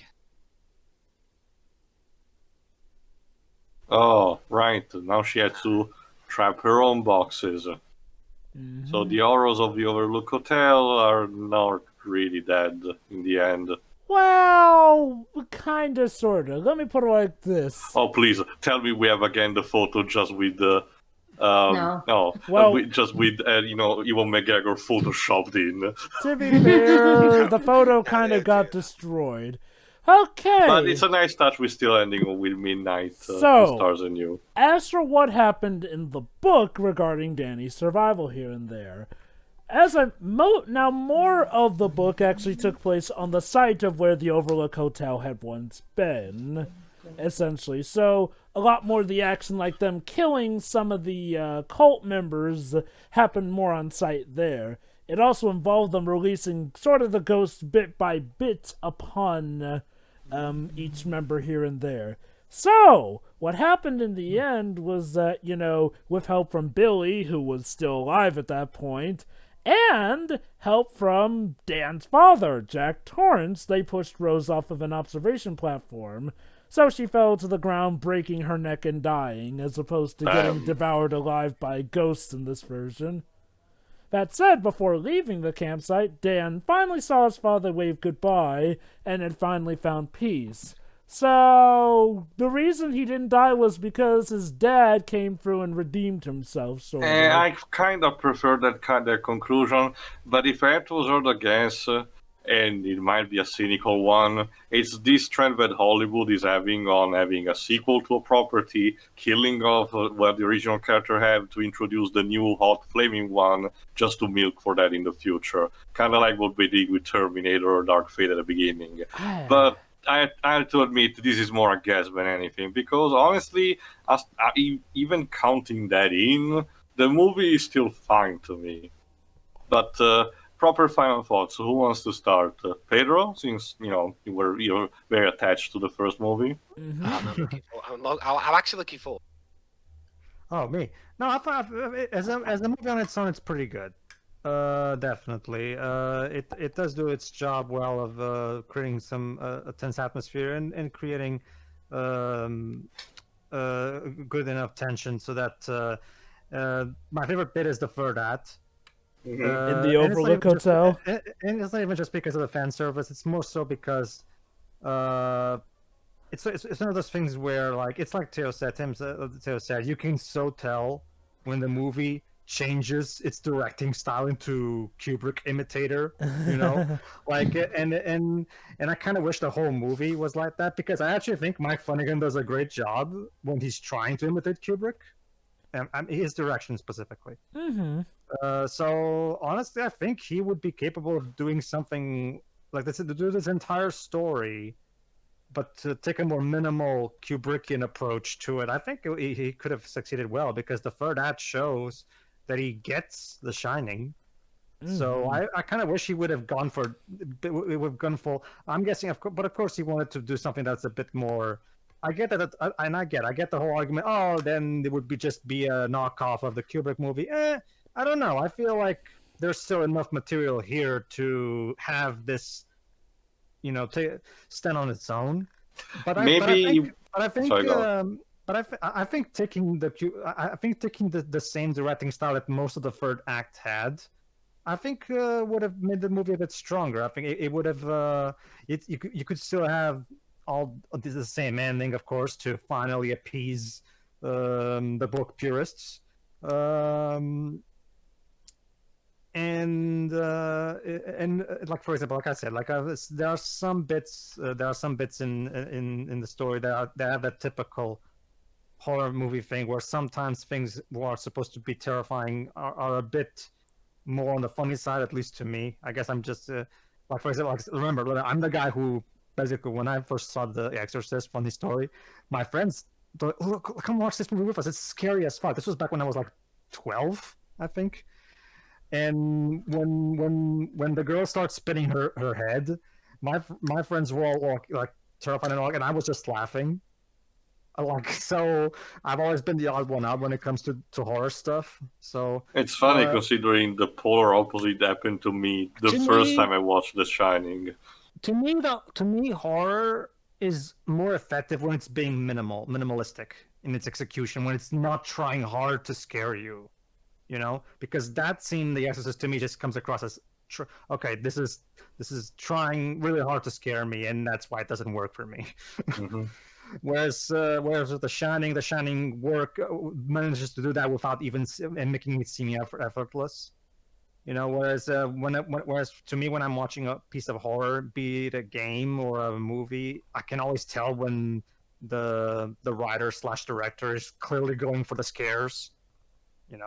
But I think Mike Flanagan did a good job in capturing the minimalistic style during the scenes that take place in the hotel.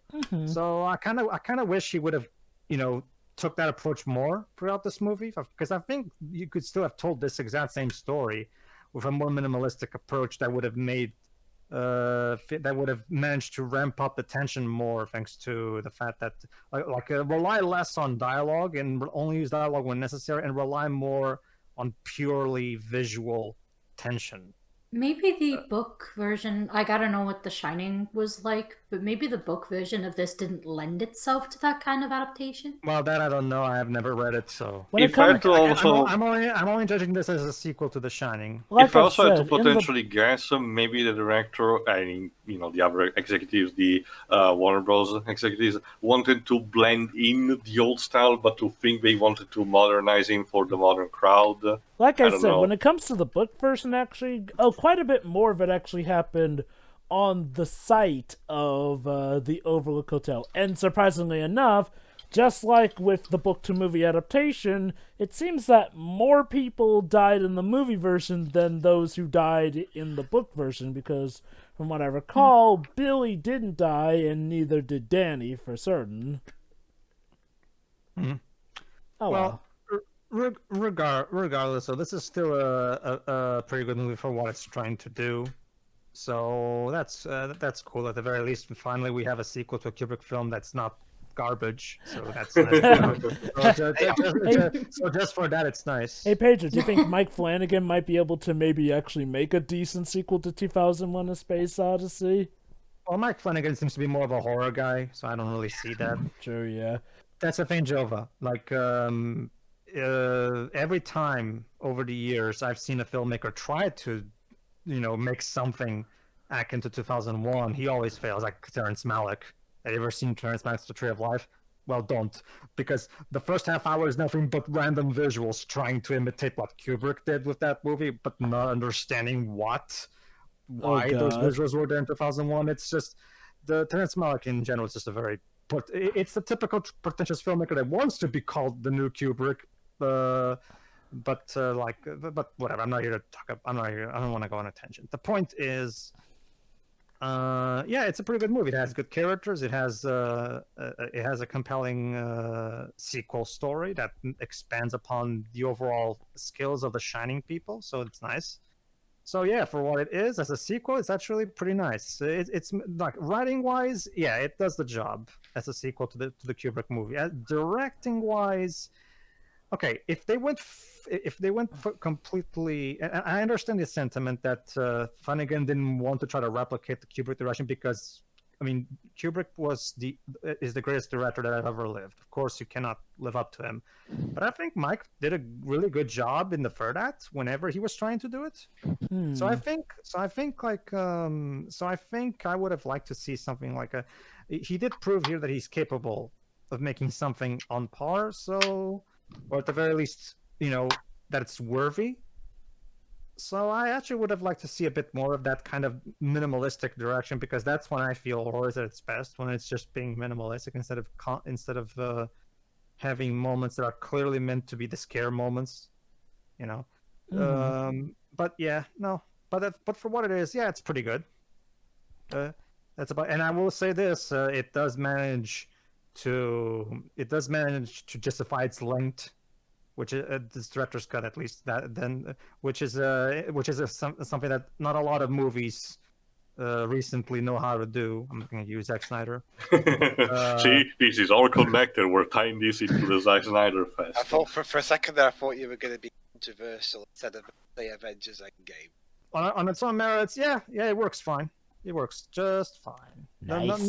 Don't really have any real issues that are objective, like only the subjective desire to see a bit more of what I saw in the third act, because that okay, but let me put it this way: by the time we got to the end of the second act, I was all like, okay, fine, this is a different type of direction, but it's still fun on its own merits, and it's expanding upon what the original film did, so it's fine.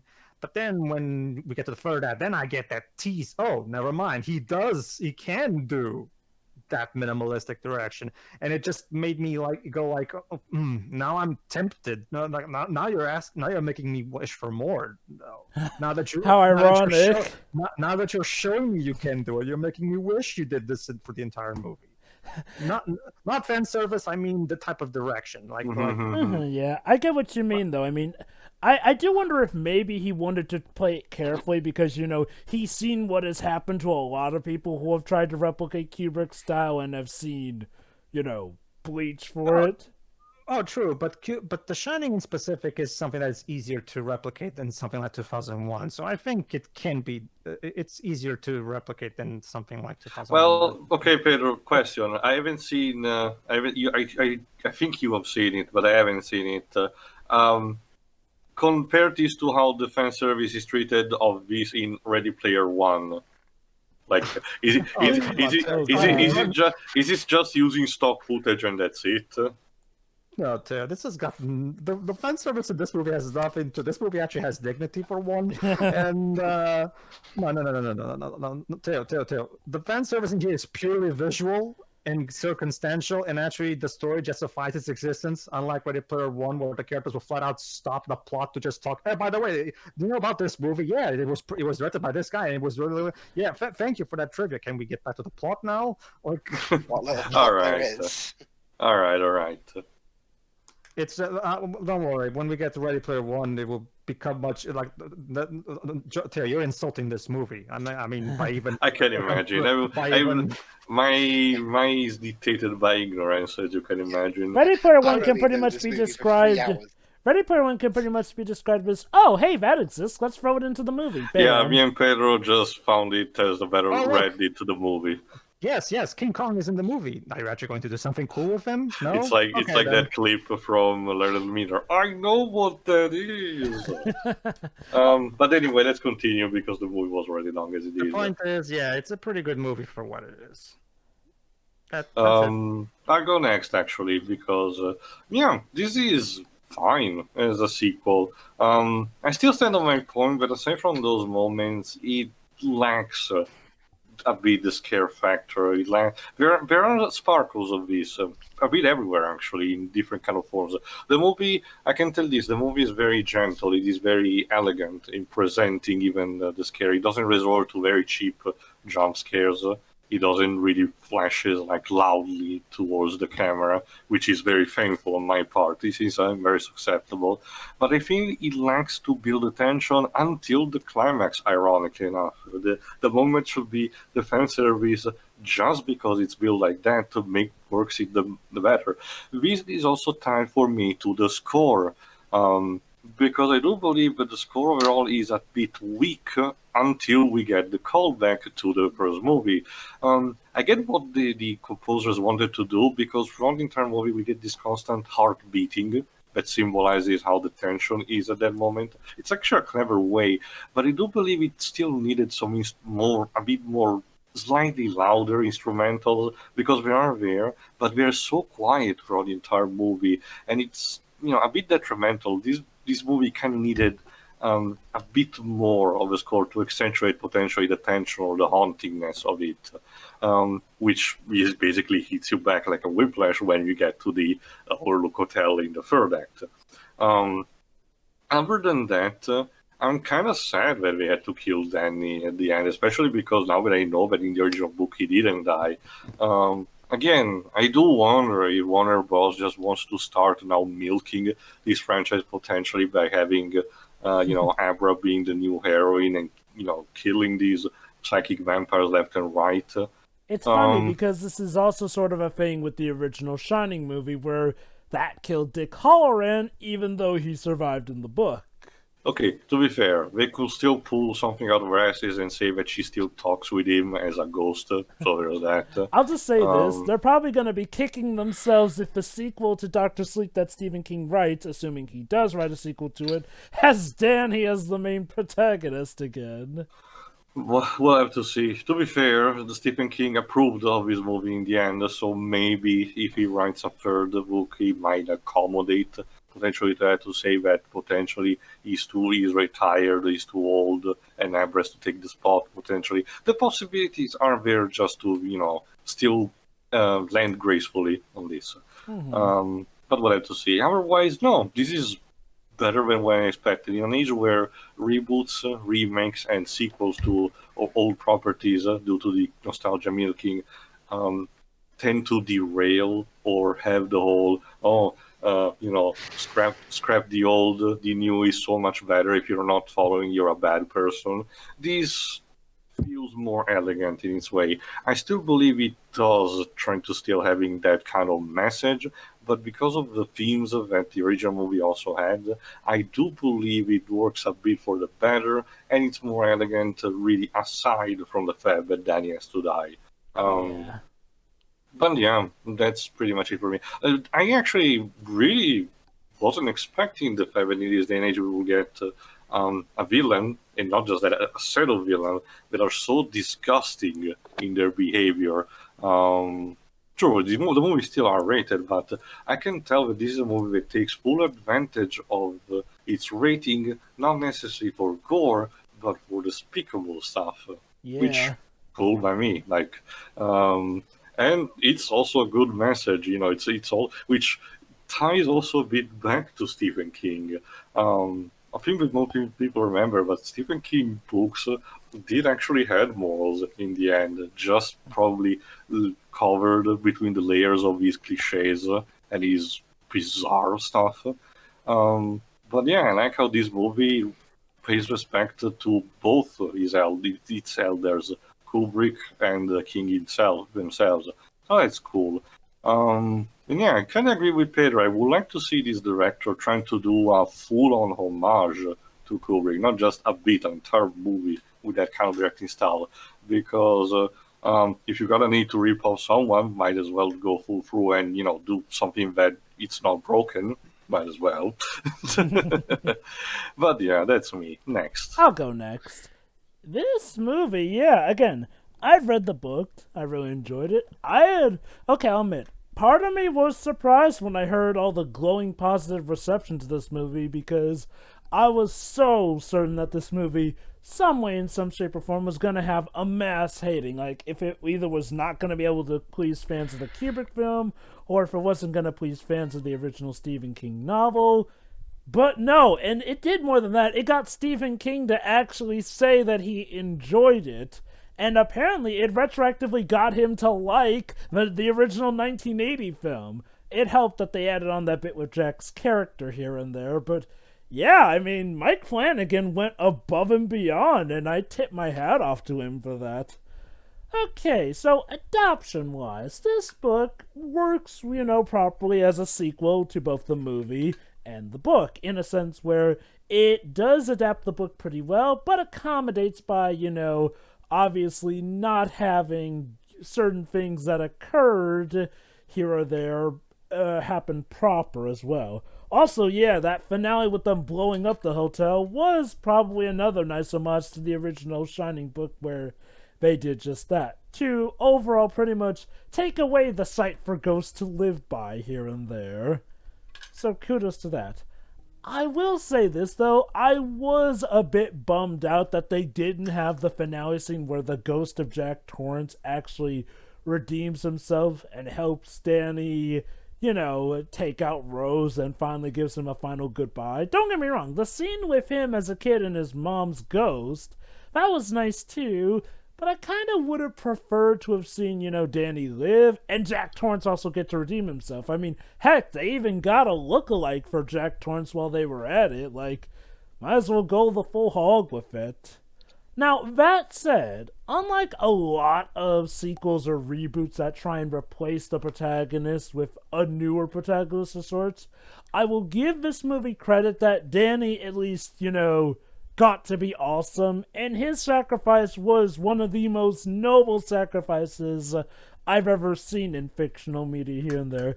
And hey, maybe he'll get to live on as a ghost alongside Abra, so that could be cool too if they do good stuff with it. So yeah, I am bummed that they didn't take that inspiration from the book, but I'm not as bummed as I am with other flicks that do this sort of stuff. As for the scares here, I didn't find myself too scared by this movie, but I can definitely see how it is a very good horror pick here and there, especially if you're watching this alone at night or dark, or heck, maybe even with friends. And it does have a bit of that adult terror too, like, seriously, doesn't matter if you're a kid or nothing, you can pretty much get axed something fearsome in this movie. The setting is pretty well overall. I actually did dig the more tense scenes and some of the action too in this horror flick. The villains are very compelling, and it is interesting to see what people can do with the powers given to them by The Shining and whatnot. How you can get variants of different abilities here and there. But yeah, of course, like everyone else, I'm gonna be boring and say my favorite act was definitely the final act at the Overlook Hotel. Now, this is fan service done to its zenith. It does it just right without feeling needlessly pandering here and there. And it really does show that Mike Flanagan is one of the best imitators of the Kubrick style that I've seen to this day. And trust me, loads of people have tried. Some have succeeded, most have kinda not. But Mike Flanagan, oh, he definitely succeeded. The mood, the setting, the music, everything comes together here and there. And when they work in the old footage here and there, it also fits too. And Rose the Hat was definitely quite an interesting villain, right up to her end, where she endures what she has inflicted on others, getting devoured alive. Also, I gotta say, they got some pretty good lookalikes for some of the ghosts, including the twins, who look practically like the girls just now in HD. Kudos to that. Yeah, overall, this was a pretty great movie. It's a great one for Halloween. It's a good continuation to both the book and the movie. Like, it feels like, in some ways, the perfect offshoot and offspring of it. And fans alike enjoyed it. And I can see why. Well done, Mike Flanagan. Extremely well done. Again, my main issue is that, sadly, the climax didn't retain all the better points from the book, which is how I would have preferred it ended. But overall, it's still a damn good movie. Sure, why don't you go next? Sure. In terms of the directing, I guess the only reason I could see why they didn't imitate Kubrick for the majority of the movie is because it would probably take a lot of people's attention away from what's actually going on. People would likely have just been too judgy with comparisons. It's a sequel. It's supposed to bring comparisons. Well, to be fair... Yeah, but see, those tend to be directed by the same people, though, quite a bit of the time. This one isn't. I don't know. There are plenty of sequels that are made by other directors. I mean, I think... Yeah, but Kubrick is very specific. Yeah, when it comes to a sequel to a he's unusual. In fact, that's his whole thing, the fact that he is very unorthodox in what he does. Yeah, I'm not saying all fans would have, but there would have definitely been a lot of people putting this under... Well, heck, there already were people putting this under a microscope before it came out, but... Yeah, just for the namesake, really. But this is just speculation, though. I don't actually know the reason. It just feels like that, because, again, very unorthodox. But as a sequel in general, it's actually pretty good. Not really horrifying, despite some of the imagery scattered throughout the movie, but it's still nice. Like, it doesn't rely on a lot of the cliches like jump scares and characters being too stupid. Mm-hmm. Like it has the usual amount of stupidity that's necessary for stuff to happen, but like this didn't feel like these 3 hours didn't feel like a drag at any point, which is nice. I wasn't sure how that would actually go, but no, it actually worked out really well. I enjoyed it, not so much as a horror movie. It's not all that horrifying, but it does do well as a sequel despite weird changes from the book, and I pretty much align with Jova's explanation as to why they probably did that, although, yeah, like you said, if Stephen King decides to write another sequel, they kind of shot themselves in the foot. Yep. But, you said in our Shining commentary that no, this is not like you compared it to another horror movie that was bad. I forgot which one it was. No, and you said something along the lines of no, unlike this, which is actually good horror. Speaking about The Shining when we were watching it. Yeah, I can't remember which movie I actually referenced specifically. Which I- one was it? I said I don't remember. Oh, yeah. Okay. No. No. Okay. So would you say you agree with my stance on horror being better when it's minimalistic? Not necessarily. It depends on what kind of horror they're going for. Well, that's one kind. Yeah. Yeah, but you can't do that with every horror movie, I don't think. I guess. Yeah, Also, you'd have the same. Also, you would end up with the same issue of the genre becoming stale in another way. I can see what she means. Like, well, there's some movies like, say, Friday the 13th, which probably work better with the horror cranked up. Whereas, say, something like The Shining, that works more with the minimalistic take. Yeah. No, not every direction works for everything. So, yeah. No, it's a good sequel, even if it is quite different. Mm-hmm. Dwibs? I really enjoyed the movie. I'm going to say that when I watched this film in the cinemas with the theatrical release, watching The Shining itself a few days beforehand helped. Yeah. Because I had more scenes from the film that full pressure my mind for this one.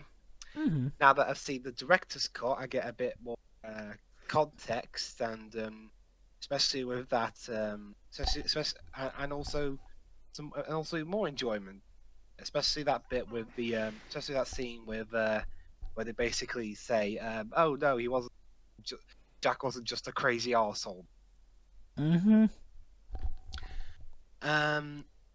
And yeah, I do think the director's cut does improve a bit on the theatrical. I'm still not sure what it is with the chapter intros as like I'm playing a video.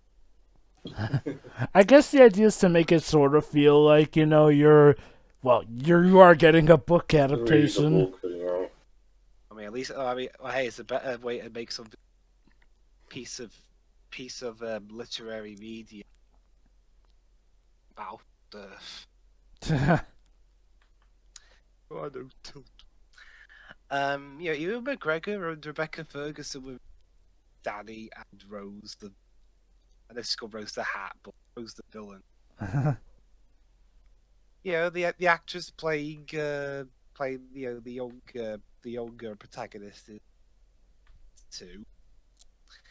The horror is, I think the horror is going for more disturbing than flat out scary. Yeah, I can see that. There is a difference. I do appreciate that Gallagher was just trying to flat out copy Kubrick throughout the whole movie.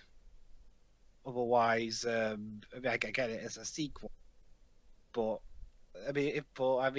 Mike Flanagan's one director, but Stanley Kubrick is on a completely trying to ape a director like that for the whole movie would probably just be more distracting. So limiting it to only the Overlook Hotel bits was, I think, a wise move. The music was fine.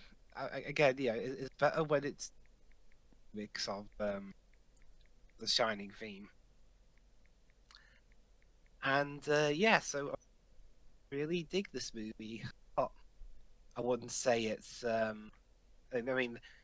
Overall, I think there's some bits I enjoy more in The Shining, bits I enjoy more here. Mm-hmm. So there we are. Stephen King finally got his. Took 39 years, but we got it eventually.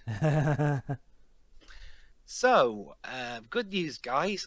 I have on the hotel. I know that all. Yeah, but you didn't warn us before we got out of a hotel. Like, seriously. Don't worry. Hang on a minute. Pedro, did you turn the... Did I turn what? Sorry? Turn up to what? Turned up the boiler. No. Oh, great. Now the hotel... Well, whoever did it, the The hotel's cat on did fire. it. Okay, Pedro, you got us in this mess. You get us out. Drive us, Yeah, the cat did it. Yeah, you find the next destination, Pedro. drive us somewhere else. Oh, I know where we're going. Hey, how about this, Dwebs? How about we go to New Jersey? Oh boy, New Jersey. Or as Gomez Adams describes it, a place nobody would ever be caught dead in.